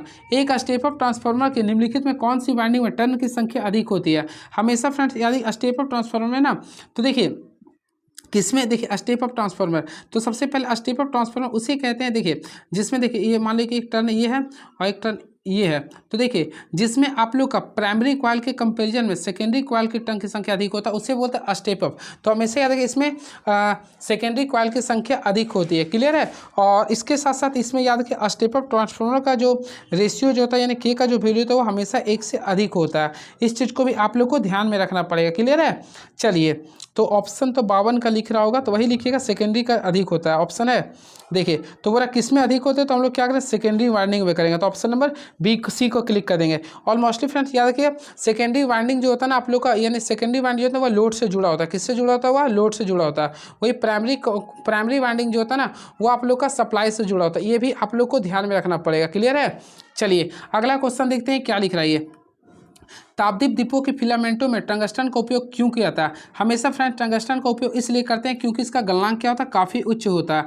तो इस गलनांक उच्च होने के कारण लगभग देखिएगा तो एक्यूरेट तो नहीं बता सकता है, लेकिन 3400 डिग्री सेल्सियस इसका गलनांक होता है, इस वजह से यूज करते हैं। चलिए एकल कला मोटर की एक विशेषता यह की। तो फ्रेंड्स आप लोग एग्जाम में अगर बैठते हैं ना तो इंग्लिश लैंग्वेज को भी देख लीजिए, थोड़ा सा इंग्लिश में घुमा दे रहा। तो देखिए on the characteristics of a single phase motor, सबसे पहले it is not a self starting, तो ऑप्शन नंबर हम लोग बी को क्लिक कर देंगे। ये कभी भी सेल्फ स्टार्टिंग नहीं होता, तो ऑप्शन नंबर हम लोग 1 को क्लिक कर देंगे। और सिंगल फेज जो मोटर होता है वह लेंज के नियम पे कार्य करता है। ये भी आप लोग याद करिए, लेंज के नियम पे कार्य करता है। ये क्वेश्चन आप लोग का पेपर में नहीं आएगा। क्लियर है। चलिए अगला क्वेश्चन, लाइन वोल्टेज का क्या अर्थ होता है। देखिए लाइन वोल्टेज का अर्थ होता है, आप लोग पढ़े भी होंगे, लाइन वोल्टेज का अर्थ होता है जैसे देखिए मान लीजिए कि हम लोग बनाए ये स्टार। देखिए अगर आप लोग हम इसको बनाते हैं तो ऑलमोस्टली हम लोग पढ़े हैं। देखिए अगर आप लोग ये कन्वर्टर बनाए तो देखिए थोड़ा सा वेट कीजिएगा, थोड़ा सा है ना। तो देखिए इसको मान लें हम लोग, हटो नहीं यार, यहाँ से हम लोग बनाए हैं, फिर देखिए थोड़ा सा बना रहे हैं, जो चीज़ ध्यान दीजिएगा। देखिए हम लोग मान लीजिए कि इसको आप बताइए आप हम लोग क्या बनाने जा रहे हैं, देखिएगा आप लोग खुद समझ जाइएगा। ये देखिए ये हो गया, ये हो गया, ये हो गया, ये स्टार कनेक्शन हो गया।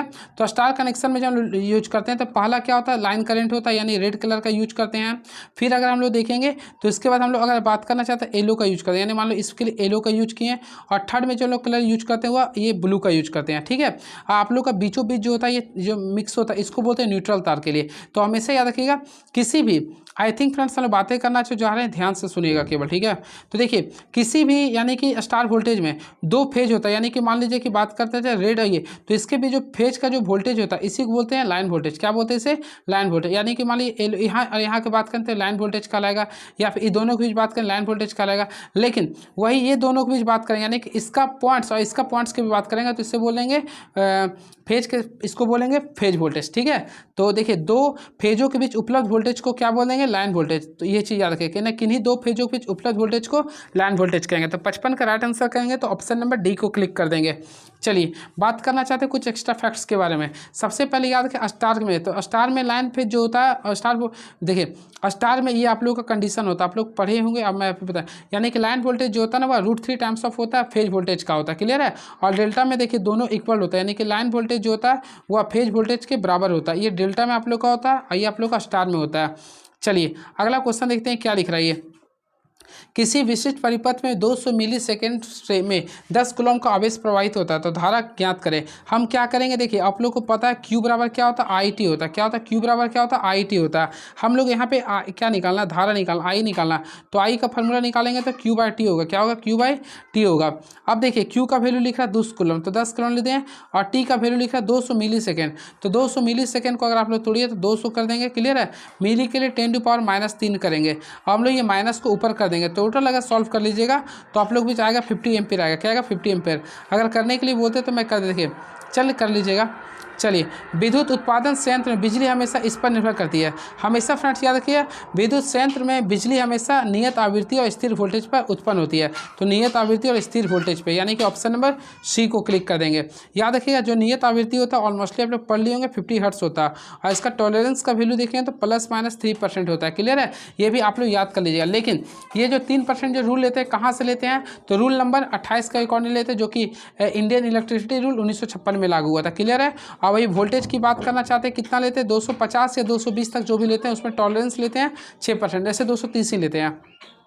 चलिए, अगला क्वेश्चन देखते हैं क्या लिख रहा। नट और बेल्ट को फ्लॉप करने के लिए किस प्रकार की वेल्डिंग प्रयुक्त की जाती है? हमेशा फ्रेंड्स याद रखिएगा, इसके लिए हम लोग प्रोजेक्शन वेल्डिंग का प्रयोग करते हैं, यानी ऑप्शन नंबर ए को क्लिक कर देंगे। शॉर्ट सर्किट के में प्रतिरोध का मान क्या होता है? देखिए, शॉर्ट सर्किट में अगर प्रतिरोध की बात करते हैं तो 0 होगा। क्या होगा फ्रेंड? 0 होगा। तो 59 का राइट आंसर करेंगे तो 0 ओम होगा। क्या होगा? 0 ओम होगा। क्लियर है? चलिए, अगला और वही बात करना चाहते हैं, अगर ओपन सर्किट की बात करना चाहते हैं तो देखिए, ओपन सर्किट में अगर हम बात करना चाहते हैं, देखिए ओपन सर्किट में सबसे पहले करंट तो 0 होता है, तो आई बराबर क्या होता है? V/R होता है ना। आई बराबर क्या होता है? V/R होता है।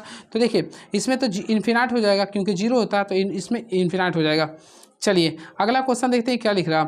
जर्मेनियम के बाह्य कक्षा में इलेक्ट्रॉनों की संख्या कितनी होती है? तो देखिए, जर्मेनियम को अगर आप लोग तोड़िएगा तो टोटल एटॉमिक नंबर होता है इसका 32।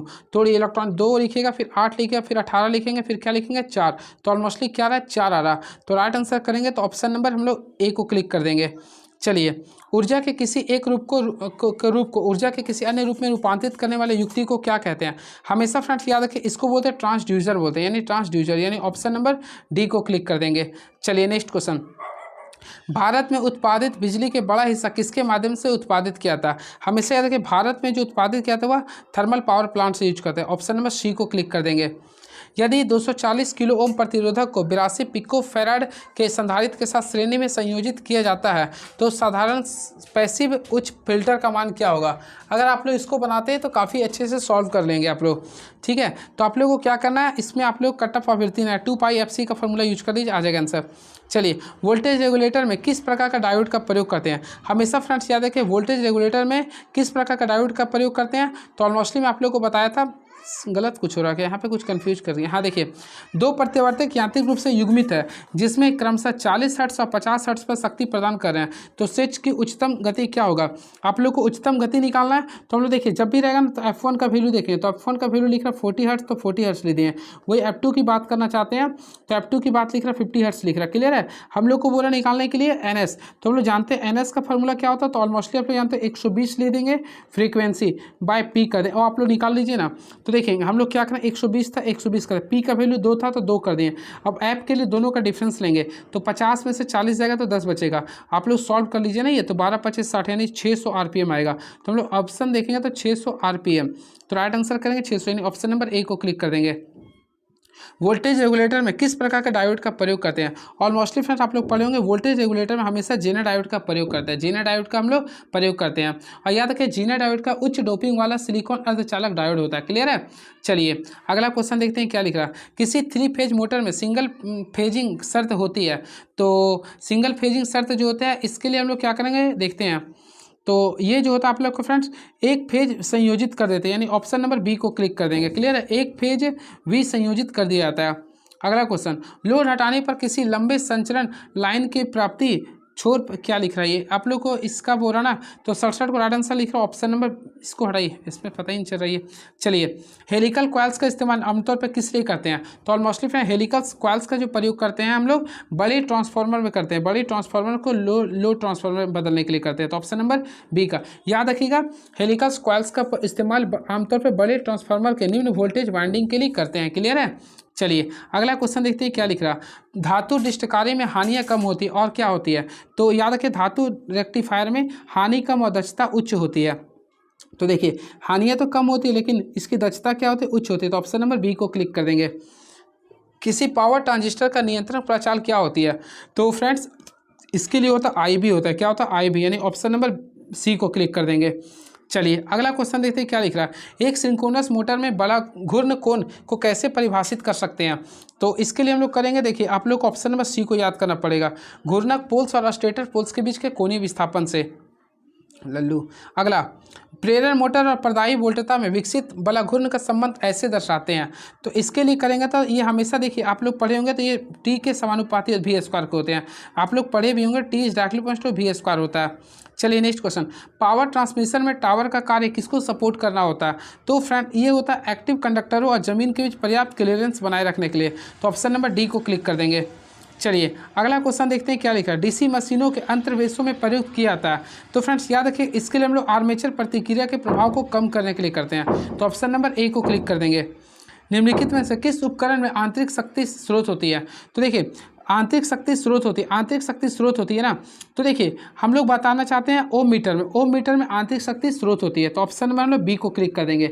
ऑलरेडी फ्रेंड्स आप लोग पढ़ेंगे ओम मीटर दो मुख्य भागों से मिलकर बना होता है, एक होता है मापन उपयंत्र, एक होता है डिस्ट धारा उपयंत्र। तो देखिए सीरीज ओम मीटर में पूर्ण धारा की स्थिति में विक्षेप शून्य होता है, जबकि शून्य धारा का विक्षेप क्या होता है? इन्फिनाइट होता है। क्लियर है?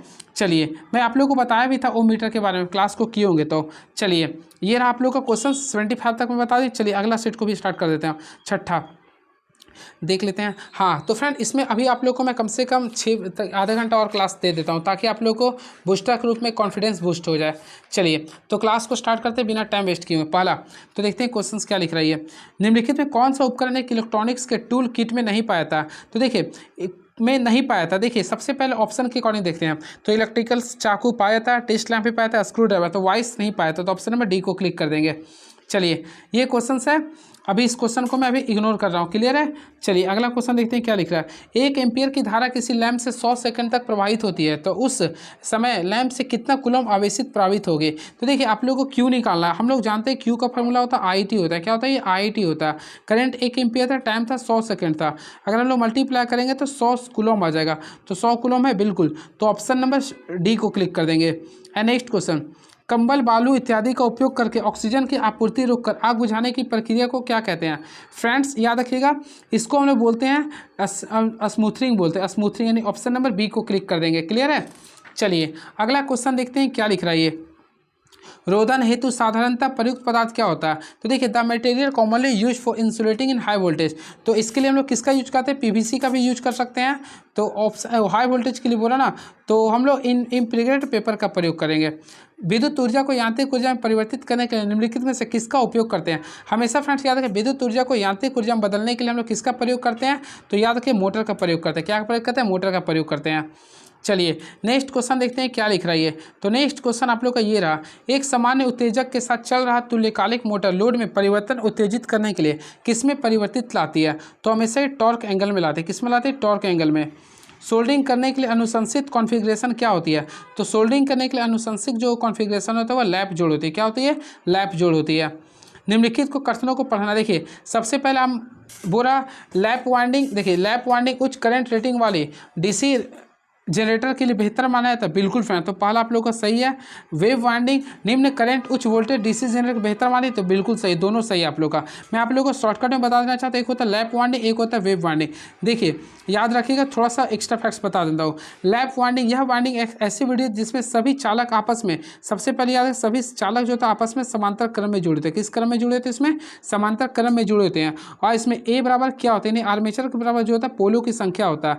और इसमें देखिए L से होता है लो, यानी कि इसमें धारा जो होता है करंट का वैल्यू अधिक होता है। क्लियर? सॉरी, इसमें करंट वैल्यू अधिक होता है लेकिन वोल्टेज क्या होता है? लो होता है। इस चीज़ को याद रखिएगा। क्लियर है? फिर से मैं आप लोगों के सामने एक बार मैं लिख देता हूं ताकि आप लोगों को दिमाग में बैठा दूं। लैप वाइंडिंग की बात करना चाहते हैं, सबसे पहले इसको समांतर क्रम में रखते हैं, यानी कि इसके सभी चालों को आपस में समांतर क्रम में जोड़ते हैं। इसमें A बराबर क्या होता है? P होता है। क्लियर है? अब देखिए इसमें करंट जो वोल्टेज जो होता है, यानी वोल्टेज जो होता है आप लोग को लो करता है, वोल्टेज लो होता है, वही करंट की बात करना चाहते हो तो अधिक होता है। क्लियर है? यानी इसका उपयोग उच्च धारा एवं निम्न वोल्टता के लिए बेहतर माना जाता है। इस चीज़ को आप लोग को ध्यान में रखिएगा।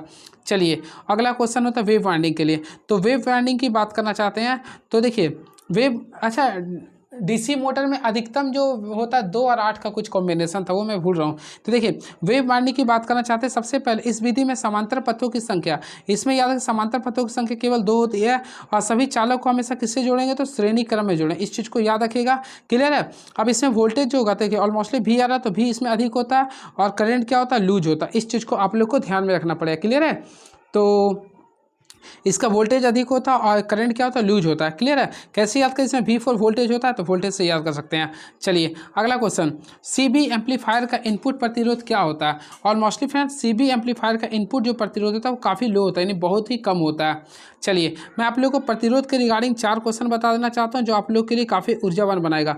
देखिए रेजिस्टेंस की बात करना चाहता, इसको मापने के लिए सबसे पहले हम लोग पढ़े होंगे, आप भी मैं पढ़ा हूँ, मैं भी पढ़ाया हूँ सबको। तो देखिए सबसे पहले इसमें आप लोग का सबसे लो यानी कि 0 यानी 1 ओम से कम के प्रतिरोध को मापने के लिए हम लोग किसका प्रयोग करते हैं। फिर 1 से लेकर 10 ओम तक के मापने के लिए किसका करते हैं। फिर अधिकतम के लिए किसका करते हैं वो बता रहा हूँ। सबसे पहले लो के लिए, सबसे लोवेस्ट के लिए अगर हम लोग बात करना चाहते हैं तो पोटेंशियोमीटर का प्रयोग करते हैं। इसके साथ साथ शेयरिंग ब्रिज का प्रयोग करते हैं। और 1 से 100 या फिर 10 से 100 तक का यूज करते हैं तो व्हीटस्टोन ब्रिज का। और सबसे हाईएस्ट के लिए बात करना चाहते हैं तो मेगर का प्रयोग करते हैं। क्लियर है। तो ये सारे क्वेश्चंस को आप लोग ध्यान में रखिएगा, सारे आप लोग क्वेश्चन इंपॉर्टेंट फैक्ट्स है। क्लियर है। चलिए अगला क्वेश्चन, किसी पावर फैक्टर में 3 सीरीज में जुड़े लैंपों को नियंत्रित करने के लिए कितने स्विचों की आवश्यकता होती है। यहाँ पे बोला ना, तो ऑप्शन के अकॉर्डिंग याद रखिए। देखिए यहाँ पे 3 सीरीज में, तो सीरीज में है तो ऑलरेडी आप लोग एक ही जोड़िएगा ना। तो किसी पावर सर्किट में 3 को सीरीज है तो एक ही जोड़ेंगे, एक ही काम आएगा। तो ऑप्शन नंबर ए को क्लिक करेंगे, डी को क्लिक करेंगे। चलिए, एक छेनी में एक तिरछी धार होती है जो इसका प्रयोग कठोर हो चुके मसाले को साफ करने के लिए प्रयोग करते हैं। हमेशा फ्रेंड्स इसके अकॉर्डिंग चलेंगे तो 12वां का right answer option number C कीजिएगा, यानी संयुक्त में। तो option number C is the right answer. एक डिजिटल प्रणाली में 1 बाइट किसके बराबर होता है। हमेशा फ्रेंड्स याद रखें 1 बाइट जो होता है 8 बिट्स के बराबर होता है। तो ऑप्शन नंबर सी को क्लिक कर देंगे। चलिए अगला क्वेश्चन देखते हैं क्या लिखा है। निर्वेश और निर्गत प्रतिबाधा के संदर्भ में आदर्श वोल्टेजता प्रवर्धक का क्या दर्शाता है। तो ये आप लोग को हाई इनपुट और लो आउटपुट इंपीडेंस को शो करता है। तो ऑप्शन नंबर ए को क्लिक करेंगे, यानी option number A is the right answer. और याद रखें ऐसा इलेक्ट्रॉनिक उपकरण जो सिग्नल के वोल्टेज स्तर को पुनः प्राप्त करता है उसे बोलते हैं वोल्टेज एम्पलीफायर बोलते हैं। क्लियर है। चलिए अगला देखते हैं क्वेश्चन क्या लिख रहा है। इस चिन्ह को पहचानना क्या है। तो देखिए इसमें आप लोग को देखिए एक इमीटर है, एक बेस है, एक कलेक्टर है। तो आप लोग खुद बताइए किस में होता है। मैं आप लोग को बताया था। देखिए आइए आप लोग इस साइड आ रहा, तो ये पीएनपी ट्रांजिस्टर हो गया, पीएनपी ट्रांजिस्टर हो गया। तो हम लोग ऑप्शन नंबर बी को क्लिक कर देंगे। बहुत ही तगड़ा क्वेश्चन था। चलिए अगला क्वेश्चन देखते हैं क्या लिखा है। JFET को ट्रांजिस्टर भी कहते हैं। तो अभी जस्ट मैं बताया था JFET। तो JFET जो होता है आप लोग का यूनिपोलर होता है। क्या होता है, यूनिपोलर। JFET क्या होता है, एक प्रकार का यूनिपोलर होता है। तो इसको राइट आंसर करेंगे तो ऑप्शन नंबर बी को क्लिक कर देंगे। क्लियर है। याद रखिए एक प्रकार का यूनिपोलर ट्रांजिस्टर है, या वोल्टेज कंट्रोल डिवाइस होता है। क्लियर है। इसमें 3 टर्मिनल होते हैं। तीनों टर्मिनल्स का नाम याद कर लीजिए। पहला होता है सोर्स होता है, फिर ड्रेन होता है और गेट होता है, SDG याद कर लीजिए। क्लियर है।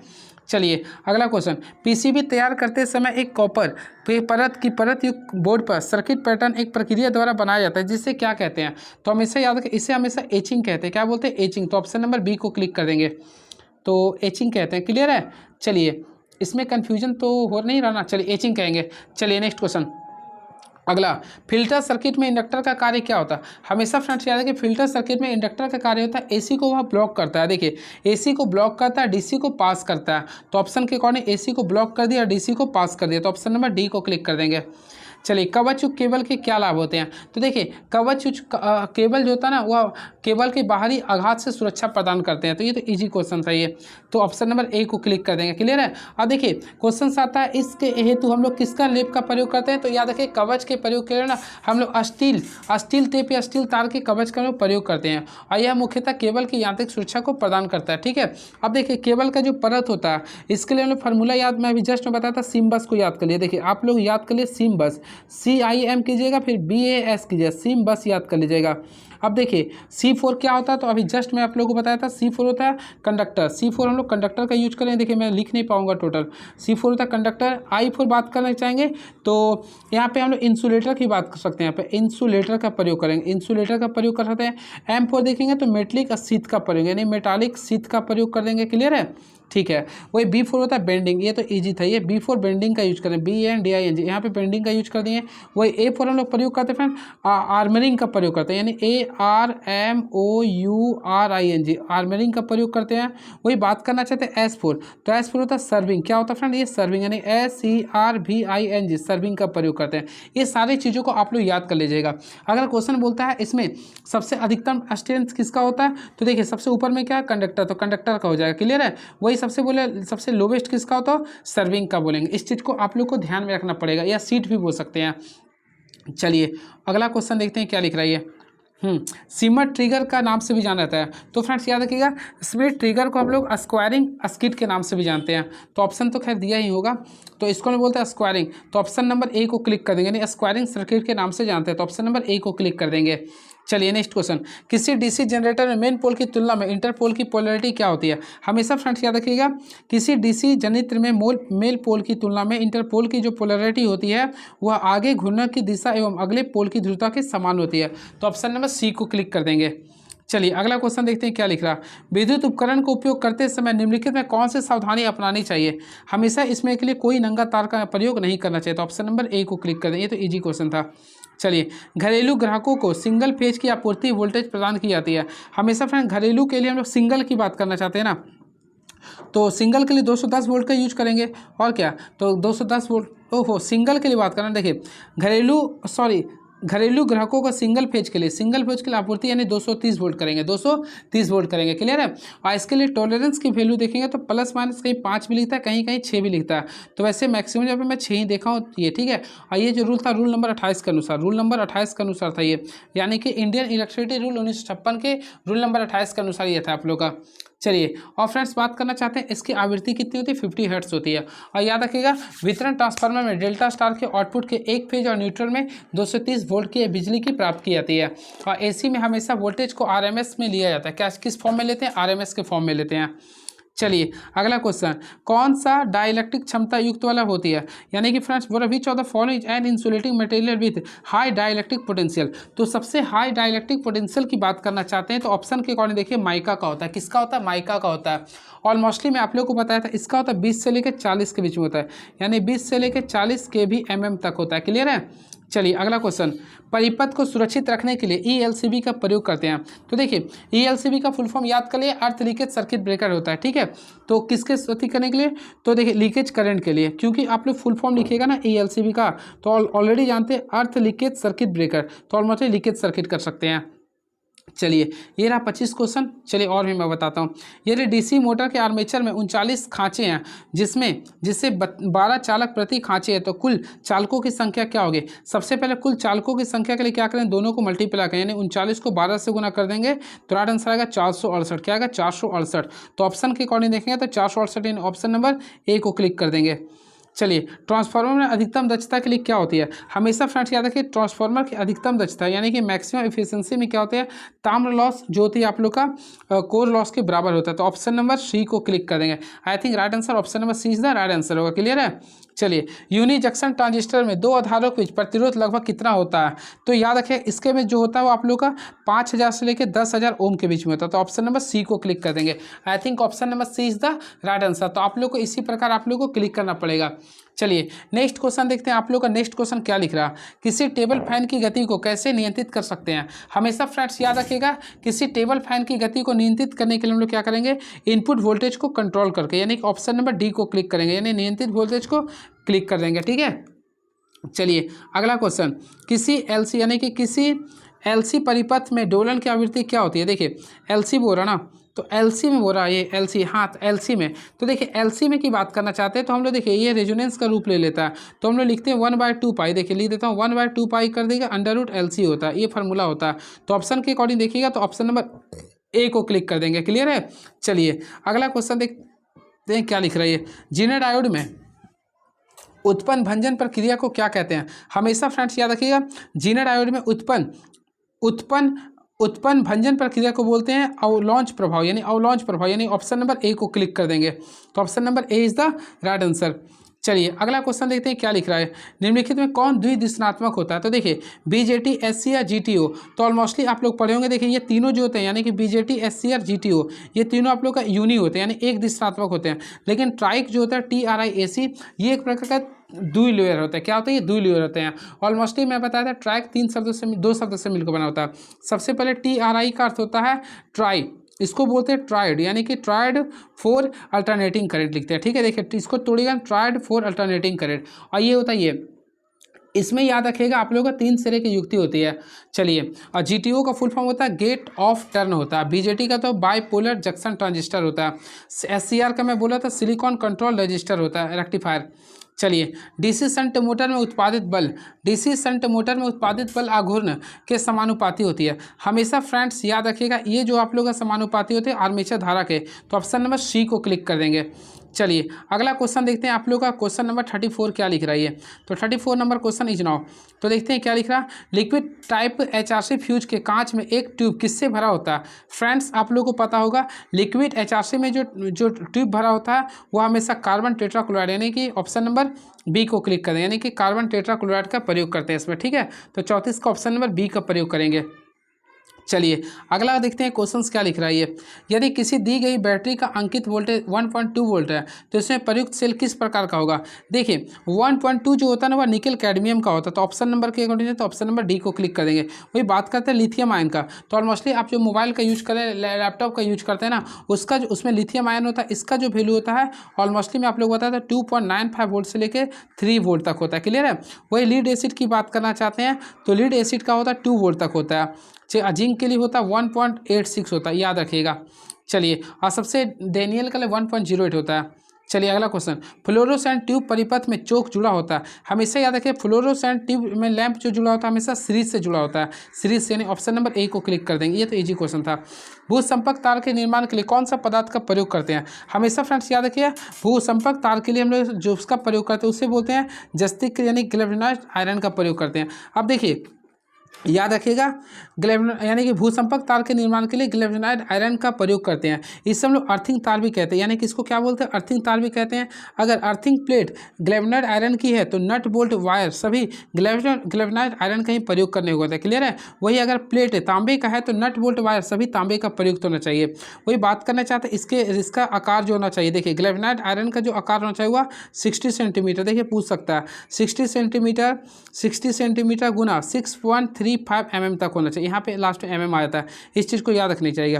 देखिए मैं लिख देता हूँ। अगर गैल्वेनाइज्ड आयरन की बात करना चाहते हैं तो इसका आकार जो होता है सबसे पहले 60 सेंटीमीटर लिखेंगे, फिर 60 सेंटीमीटर लिखेंगे इंटू 6.35 mm में होता है। ठीक है। और वही कॉपर के लिए प्रयोग करिएगा ना तो ये आप लोग को यूज करना लास्ट में खाली 3.15 mm का यूज कर देंगे, याद रखिएगा। चलिए, अगला क्वेश्चन। कौन सी मात्रा इकाई लक्स होती है। तो ऑलमोस्टली फ्रेंड आप लोगों को पता है इल्यूमिनस के जो मात्रा होता है वो लक्स होती है। क्या होती है, लक्स होती है। चलिए, अगला एक ल्यूमिनस का वैल्यू क्या होता है तो 0.0016 होता है, 0.0016 होता है। किसी विद्युत उपकरण में तापन अवयव में कौन सा गुण होना चाहिए। तो ऑलमोस्टली फ्रेंड किसी भी उच्च में उसका हाई रेजिस्टिविटी होना चाहिए। तो ऑप्शन के अकॉर्डिंग डी को क्लिक कर देंगे। चलिए, अगला देखते हैं क्वेश्चन क्या है ये। रिएक्टिव पावर शक्ति किसके द्वारा प्रभाव करते हैं। देखिए सबसे पहले एक होता है एक्टिव पावर शक्ति। तो पी का फॉर्मूला ऑलमोस्टली पढ़ोगे VI cos थीटा लिखते हैं, VI cos थीटा लिखते हैं। रिएक्टिव की बात करना चाहते हैं आर के लिए तो यहाँ पे VI तो लिखते हैं लेकिन यहाँ पे हम लोग साइन थीटा लिखते हैं। क्या लिखते हैं, साइन थीटा। एक होता है AS के लिए तो एस के लिए हम लोग केवल VI लिखते हैं, इसको एपरेंट पावर बोलते हैं। तो ऑप्शन के अकॉर्डिंग देखें तो VI sin थीटा कहीं है, बिल्कुल। तो ऑप्शन नंबर ए को क्लिक कर देंगे। और ये आप लोग का 3 फेज के लिए है और वही अगर 1 फेज के लिए बोलते हैं तो आई थिंक शायद VI ही होता है। क्लियर है। अब इसका यूनिट की बात करना चाहते हैं तो kVAR होता है। क्या होता है, kVAR होता है। और रिएक्टिव पावर का हम लोग प्रयोग करते हैं शॉर्ट मीडियम रिले में भी प्रयोग करते हैं। तो बहुत सारा क्वेश्चन है इसमें, आप लोग बहुत सारा चाहिएगा तो निकाल सकते हैं आप लोग। चलिए, अगला क्वेश्चन। चलिए देखिए शॉर्ट ट्रांसमिशन लाइन, देखिए आगे क्वेश्चन जो मैं बोलूँ। शॉर्ट ट्रांसमिशन लाइन लघु प्रेषित लाइन पर फेज संबंधित त्रुटि के लिए किस प्रकार के रिले का प्रयोग किया जाता है। सबसे पहले फ्रेंड इसके बारे में जो बताऊंगा थोड़ा सा ध्यान से देखिएगा। इसके लिए हम लोग कौन सा रिले का प्रयोग करते हैं ये क्वेश्चन पूछ रहा, तो इसी के अकॉर्डिंग 3-4 पॉइंट्स बता दूंगा जो आप लोगों के लिए काफ़ी इंपॉर्टेंस होगा। फर्स्ट ऑफ ऑल देखता हूँ मैं, देखिए शॉर्ट शॉर्टिंग के लिए लिख रहा है तो अगर आप लोग देखिए इसके लिए प्रयोग करते हैं रिएक्टेंस का प्रयोग करते हैं, रिलक्टेंस का प्रयोग करते हैं। आई थिंक इसका राइट आंसर होगा option reluctance, option number A का प्रयोग करें, प्रतिघात रिले का। ठीक है। चलिए, अब इसका कुछ रेशियो होता है, मैं एक जगह पे लिखवा देता हूँ जो आप लोग के लिए काफ़ी इंपॉर्टेंस होगा। कहाँ पे लिखे थे, चलिए तो देखिए इसके बारे में जो मैं रेशियो लिखा रहा है उस चीज़ को ध्यान रखिएगा। इसके बीच रहेगा तो इसका प्रयोग कर देंगे। तो देखिए रिले के बारे में बता रहा हूँ, 3 को याद रखें कंसेप्ट। सबसे पहले यहाँ पे लिख लीजिएगा रिले। देखिए रिले के बारे में बता रहा हूँ, याद रखिएगा। सबसे पहले होता है, एक होता है आप लोग का रिएक्टेंस होता है, एक होता है एडमिटेंस होता है, एक होता है इम्पिडेंस होता है। देखिए बात करना चाहते हैं रिएक्टेंस का, REACTANC, रिएक्टेंस एक रिले होता है। इसका प्रयोग कहाँ करते हैं? फिर एक होता है एडमिटेंस, ADMITANCA, और फिर इससे हम लोग बोलते हैं म्यो का भी प्रयोग करते हैं। इसमें एक होता है इम्पिडेंस, IMPEDENC बोलते हैं। और आप लोग क्लियर कीजिएगा। देखिए जो मैं बता रहा हूँ बहुत ही अच्छा बता रहा हूँ आप लोगों को। देखिए रिएक्टेंस की बात करना चाहते हैं तो इसका हम लोग प्रयोग करते हैं शॉर्ट टर्मिनल के लिए करते हैं। कहाँ पे करते हैं? शॉर्ट ट्रांसमिशन के लिए करते हैं। वही एडमिटेंस की बात करना चाहते हैं हम लोग, इसको करते हैं लॉन्ग ट्रांसमिशन के लिए। और इम्पीडेंस देखिए MI के बाद M आ रहा है ना, तो इसको हम लोग प्रयोग करते हैं मीडियम के लिए करते हैं। किसका प्रयोग करते हैं? मीडियम के लिए। अब देखिए अब रेंज आता है, पूछता है, तो देखिए रेंज को भी आप लोग काफ़ी मस्ती से याद कर सकते हैं। देखिए सबसे जो लो होता है, लो बोले जाए तो आप लोग को सबसे लो कौन था? तो देखिए तो लॉन्ग, देखिए सबसे पहले याद रखिएगा 80 किलोमीटर तक। तो शॉर्ट आप लोगों का कौन था? ये ना। तो रिलेक्टेंस का यूज करते हैं हम लोग 80 किलोमीटर तक है, यानी कि इसका प्रयोग करते हैं 80 किलोमीटर तक। लॉन्ग का जो प्रयोग करते हैं, अभी देखिए मीडियम का जो प्रयोग करते हैं 80 से लेकर 200 तक, 200 किलोमीटर तक। और लॉन्ग जो करते हैं 200 किलोमीटर से प्लस के लिए। ये याद करना आप लोग को, यहाँ से क्वेश्चन पूछता आप लोग का, ठीक है।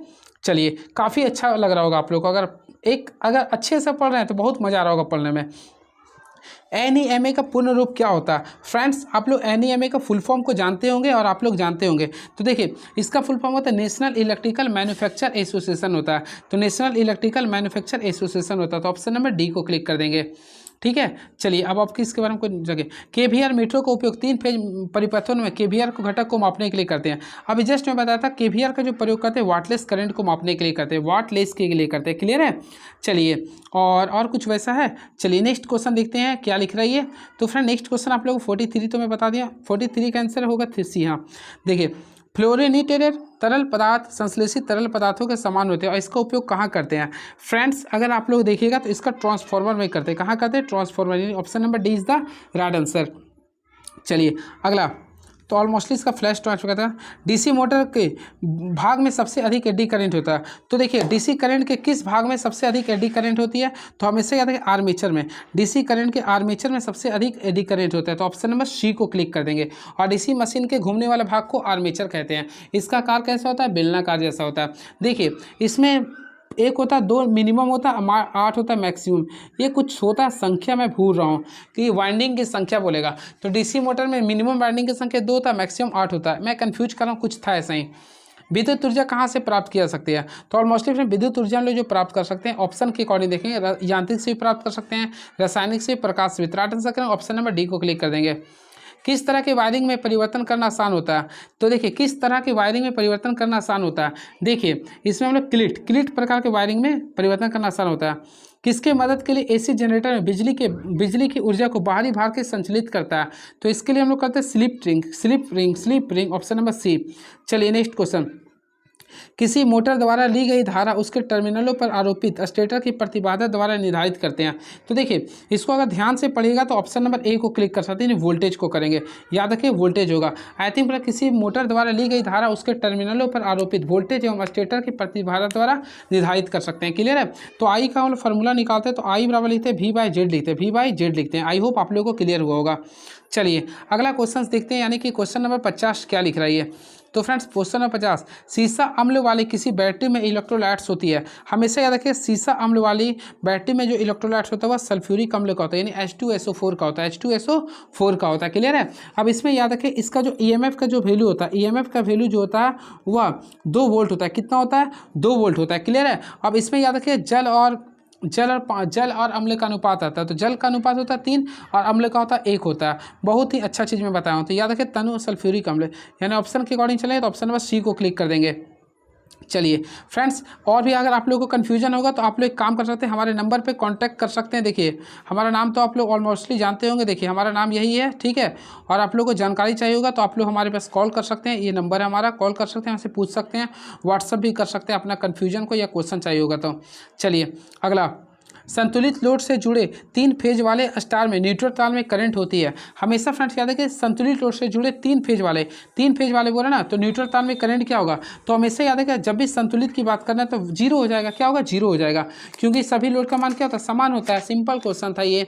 और वही असंतुलित के लिए बात करना चाहते हैं तो वो उसमें सारे का योग हो जाता है। क्लियर है। आई थिंक देखिए इसमें हम लोग बात करना चाहते हैं, देखिए संतुलित के लिए बोला ना तो IN, तो इसमें क्या करते हैं, देखिए मान लीजिए एक रेड होता है, एक येलो होता है, एक क्या होता है, ब्लू होता है। तीनों का सम क्या होगा, बैलेंस के लिए जीरो होता है। ठीक है। और अगर अनबैलेंस है ना तो IN is not equal to zero होता है। इस चीज़ को भी आप लोग याद रखेगा। और सभी फेज के बीच परस्पर जो एंगल होता है वह 120 डिग्री का फेज एंगल बनता है। चलिए, एक ट्रांसफार्मर के लौह हानि को किसके योग के रूप में व्यक्त किया जा सकता है। हमेशा फ्रेंड्स याद रखें एक ट्रांसफर के लौह हानि को किसके रूप में कर सकते हैं, तो इसको डाइलेक्ट्रिक लॉस के रूप में कर सकते हैं। यानी ऑप्शन नंबर बी को क्लिक कर देंगे। ऑलमोस्ट ट्रांसफार्मर में 2 प्रकार के लौह हानि होते हैं, एक होता है हिस्टेरिसिस लॉस होता है, एक भंवरधारी लॉस होता है। क्लियर है। चलिए अगला क्वेश्चन देखते हैं क्या लिख रहा है ये। चलिए अगला, उच्च दाब, अरे यार क्वेश्चन गलत पढ़ दिए फ्रेंड्स। लिख रहा है लौह हानि को किसके रूप में, लौह हानि 2 प्रकार के होते हैं, एक होता है हिस्टेरिसिस, एक होते हैं एडी करंट। तो एक 4-5 को कीजिए, एक 1 को, 1 ऑफ 4 होगा, सॉरी। चलिए अगला, उच्च दाब मरकरी वेपर लैंप निम्नलिखित में से का मुख्य इलेक्ट्रोड के रूप में प्रयोग करते हैं। तो ऑलमोस्टली इसके लिए हम टंगस्टन का प्रयोग करते हैं, तो ऑप्शन नंबर डी को क्लिक कर देंगे। चलिए, एकल विभक्त एकल कला संधारित मोटर में नहीं होता, तो इसमें याद कि आप केंद्रीय स्विच नहीं होता, तो ऑप्शन नंबर ए को क्लिक कर देंगे। स्टार डेल्टा मोटर में प्रवर्तक धारा स्टार्टिंग करंट होती है। हमेशा फ्रेंड्स याद है, देखिए यहाँ पे क्वेश्चन लिख रहा है आप लोग का स्टार डेल्टा में ना, तो स्टार डेल्टा में जो होता है, स्टार डेल्टा में जो होता है मूल की तुलना में लगभग 1/3 गुना होता है, यानी कि ये कम जाता है, मूल की तुलना में लगभग 1/3 गुना कम होता है। क्लियर है। इस चीज़ को आप लोग को ध्यान में रखना पड़ेगा, मूल की तुलना में लगभग 1/3 गुना कम जाता है ये स्टार में, और डेल्टा में क्या होता है, अधिक होता है। ठीक है। चलिए अगला, तो नेक्स्ट क्वेश्चन आप लोगों के सामने देखते हैं क्या रहा है, यानी कि 56 नंबर। 1 सेंटीमीटर की दूरी पर 2 प्लेटों के बीच विभवांतर 10 वोल्ट है, तो प्लेटों के बीच विद्युत क्षेत्र क्या होगा। आप लोग काफ़ी आसानी से बना सकते हैं। देखिए हम लोग को निकालना क्या, ई निकालना, तो ई का फॉर्मूला होता है V बाय क्या होता है, L होता है। अब निकाल लीजिए ना, V का वैल्यू 10 वोल्ट था, L का वैल्यू 1 सेंटीमीटर था, 1 सेंटीमीटर 10⁻² कीजिएगा। अब आप लोग इसको सॉल्व किए तो टोटल आ जाएगा 1000 न्यूटन पर कूलम आएगा, तो 1000 न्यूटन पर कूलम, यानी ऑप्शन नंबर डी को क्लिक कर देंगे। चलिए, विकसित देशों में किसी जनरेटिंग स्टेशन पर अधिकतम वोल्टेज कितना होता है। हमेशा फ्रेंड्स याद रखें इसके लिए जो अधिकतम वोल्टेज होता है वह 33 kV होता है, 33 kV होता है अधिकतम वोल्टेज। ठीक है, विकसित देशों में। अब भारत के लिए मानक आवृत्ति जो होता है 50 हर्ट्ज, ये सब इजी हो गया। चलिए, दी गई आकृति को पहचानना है, तो ये देखिएगा तो ऑलमोस्टली आप लोगों को पता है क्वाइल है, क्या ये क्वाइल है, तो ऑप्शन नंबर बी को क्लिक कर देंगे। ये क्या था, क्वाइल था ये, तो ऑप्शन नंबर ओफो 58 का वो दी गई आकृति को पहचानना है। तो फ्रेंड्स ये ऑटो ट्रांसफार्मर है, यानी ऑटो ट्रांसफार्मर केवल एक ही वाइंडिंग है ना, तो ऑप्शन नंबर ए को क्लिक करेंगे। क्लियर है। चलिए, अब ऐसे क्वाइल भी तो एक ही था ये। चलिए देखते हैं, ऐसे ये आप लोगों का सही है इसमें। चलिए, ओम का नियम का प्रतिनिधित्व करने वाला वक्र क्या होता है, और हमेशा जानते हैं ओम का नियम वाला क्या होता है, रैखिक होता है। चलिए नेक्स्ट क्वेश्चन। अगला, किसी प्रतिरोधक में बाएं से दाएं में प्रथम 3 बंडों के बीच रंग पीला, बैगनी, लाल है, तो उस प्रतिरोधक का ओम्स क्या होगा। देखिए सबसे पहले आप लोगों को पता करना पड़ेगा पीला, तो पीला का वैल्यू क्या लिखते हैं, 4 लिखते हैं। बैगनी का हमेशा 7 लिखते हैं। अब लाल के लिए लिख रहा, तो बी रो, यानी कि आर में चल जाएंगे तो 10 बी रो, यानी कि 10। देखिए अगर लिखते हैं बी रो, यानी कि 0 1 2, यानी कि इस पर देखिएगा तो आर पर पावर 2 कर देंगे, यानी यहाँ पे 2 कर देंगे। क्लियर है। यहाँ पे 2 करो भाई, हाँ तो 2 हो गया। अब आप लोग सॉल्व कीजिए तो 4 7 आ गया, 00 ओम आ गया। क्लियर है। तो इजी क्वेश्चन था, लॉलीपॉप क्वेश्चन भाई बोलूँगा। ऑप्शन नंबर डी को क्लिक कर देंगे। भारत को स्विच ऑफ करने के लिए स्पार्किंग होने के कारण परिपथ में क्या होते हैं। हमेशा फ्रेंड्स याद रखिए परिपथ में क्या होते हैं, उच्च प्रेरक होते हैं, यानी हाई इंडक्टेंस होता है, यानी ऑप्शन नंबर ए को क्लिक कर देंगे। विखंडन द्वारा पैदा की गई ऊष्मा जैसे ही मुक्त होती है उसे जितना हो सके उतना ही तेज़ी से निकालने के लिए उपयुक्त वस्तु को क्या कहते हैं। फ्रेंड्स इसे हम लोग क्या बोलते हैं, रिएक्टर कूलेंट बोलते हैं, यानी ऑप्शन नंबर देखेंगे तो ऑप्शन नंबर सी को क्लिक कर देंगे। चलिए तो दिख ही नहीं रहा। चलिए क्वेश्चंस काफ़ी अच्छा था, और फ्रेंड्स कमेंट बॉक्स में जरूर वर्ड लिखिए कैसा लगा आप लोग को हमारा classes. Squirrel cage induction motor में स्लिप रिंग होती है, तो फ्रेंड इसमें हमेशा याद रखिए 0 होती है। स्क्वायरल केज इंडक्शन मोटर में स्लिप रिंग की संख्या क्या होती है, 0 होती है। चलिए अगला क्वेश्चन देखते हैं क्या लिख रहा है ये। किसी रेक्टिफायर परिपथ में फिल्टर कैपेसिटर का कार्य क्या होता है। हमेशा फ्रेंड्स याद रखें इसको किसको कम करता है, वो तो रिपल को कम करता है, रिपल को वो कम करता है, तो ऑप्शन नंबर डी को क्लिक कर देंगे। 3 कला 400 वोल्ट 50 हर्ट्ज से प्रेरण मोटर में रेटेड गति 750 RPM है, तो ध्रुवों की संख्या निकालना है। तो फ्रेंड्स अगर आप लोग खुद से निकाल सकते हैं इसे, आप लोग एन एस का फार्मूला ऑलमोस्टली पढ़े होंगे। एन एस का फार्मूला हम लोग लिखते हैं 120 इंटू फ्रीक्वेंसी बाय क्या लिखते हैं, पोल लिखते हैं। अगर आप लोग पोल निकालना है तो हम लोग क्या करेंगे, सबसे पहले 120 इंटू फ्रीक्वेंसी करेंगे बाय एन एस करेंगे। अब इसके अकॉर्डिंग करेंगे तो हम लोग देखिए मैं डायरेक्टली बना देता हूँ। देखिए सबसे पहले हम लोग 120 देंगे, 120 फ्रीक्वेंसी कितना था 50 हर्ट्ज था, पोल की संख्या कितना यानी एन एस था 715। सॉल्व कर लीजिएगा तो 8.3 आएगा, यानी आई थिंक 8 आ जाएगा। तो ऑप्शन के अकॉर्डिंग ऑप्शन नंबर डी को क्लिक करेंगे, थोड़ा टाइम इशू है। भारत में घरेलू परियोजन के लिए 3 फेज एसी आपूर्ति के लिए आवृत्ति कितनी होती है, 50 हर्ट्ज होती है। ये इजी क्वेश्चन है, चलिए कन्फ्यूजन नहीं। आर्मेचर की वाइंडिंग के इंफ्रिगरेशन के लिए किस प्रकार का इंसुलेटिंग पदार्थ का प्रयोग करते हैं। फ्रेंड्स याद रखिए इसमें हम लोग ब्रेकिंग वर्निश का प्रयोग करते हैं, तो ऑप्शन नंबर डी को क्लिक कर देंगे। जब इनपुट मशीन एसी है और आउटपुट मशीन डीसी है तो मशीन को क्या कहेंगे, हमेशा याद रखिए इसमें मशीन को क्या बोलेंगे, तो ए बोलेंगे, डायरेक्ट सिंक्रोनस कन्वर्टर बोलेंगे, डायरेक्ट सिंक्रोनस कन्वर्टर बोलेंगे। चलिए एक ट्रांजिस्टर का उपयोग शांत अवस्था में किया जाता है जब, तो याद रखिएगा इसके लिए तभी जब इनपुट पर कोई सिंगल सप्लाई ना हो, तो ऑप्शन नंबर बी को क्लिक कर देंगे। एक सिंक्रोनस जनरेटर का वोल्टेज रेगुलेशन ऋणात्मक हो सकता है जब, तो हमेशा याद रखिएगा जब क्या होगा, यानी कि जब लोड पावर फैक्टर लीडिंग होता है। क्या होता है, ये लीडिंग होता है। तो चलिए अगला क्वेश्चन है, कुछ देखते हैं, क्वेश्चन हो जाए खत्म। सीधी लाइन परिवर्तक ड्यूअल से शुरू होने वाले 3 फेज मोटर में लघु परिपथ से सुरक्षा किसके द्वारा दी जाती है, तो इसके लिए हमने डी, इसके लिए हमने 72 का राइट आंसर लिखा सी, यानी कि इसके लिए 72 के लिए सी, यानी कि बैकअप फ्यूज का प्रयोग करें, बैकअप फ्यूज का प्रयोग करेंगे। डी वायल का फुल फॉर्म याद रखिएगा, डायरेक्ट ऑनलाइन होता है। विद्युत वितरक खंभों के लिए प्रयोग किए जाने वाले इंसुलेटर रिंग किसके बने होते हैं, हमेशा याद रखें इंसुलेटर रिंग जो बने होते हैं वो आप लोग का सिरेमिक के बने होते हैं, सिरेमिक के बने होते हैं। बस 2 क्वेश्चन और है।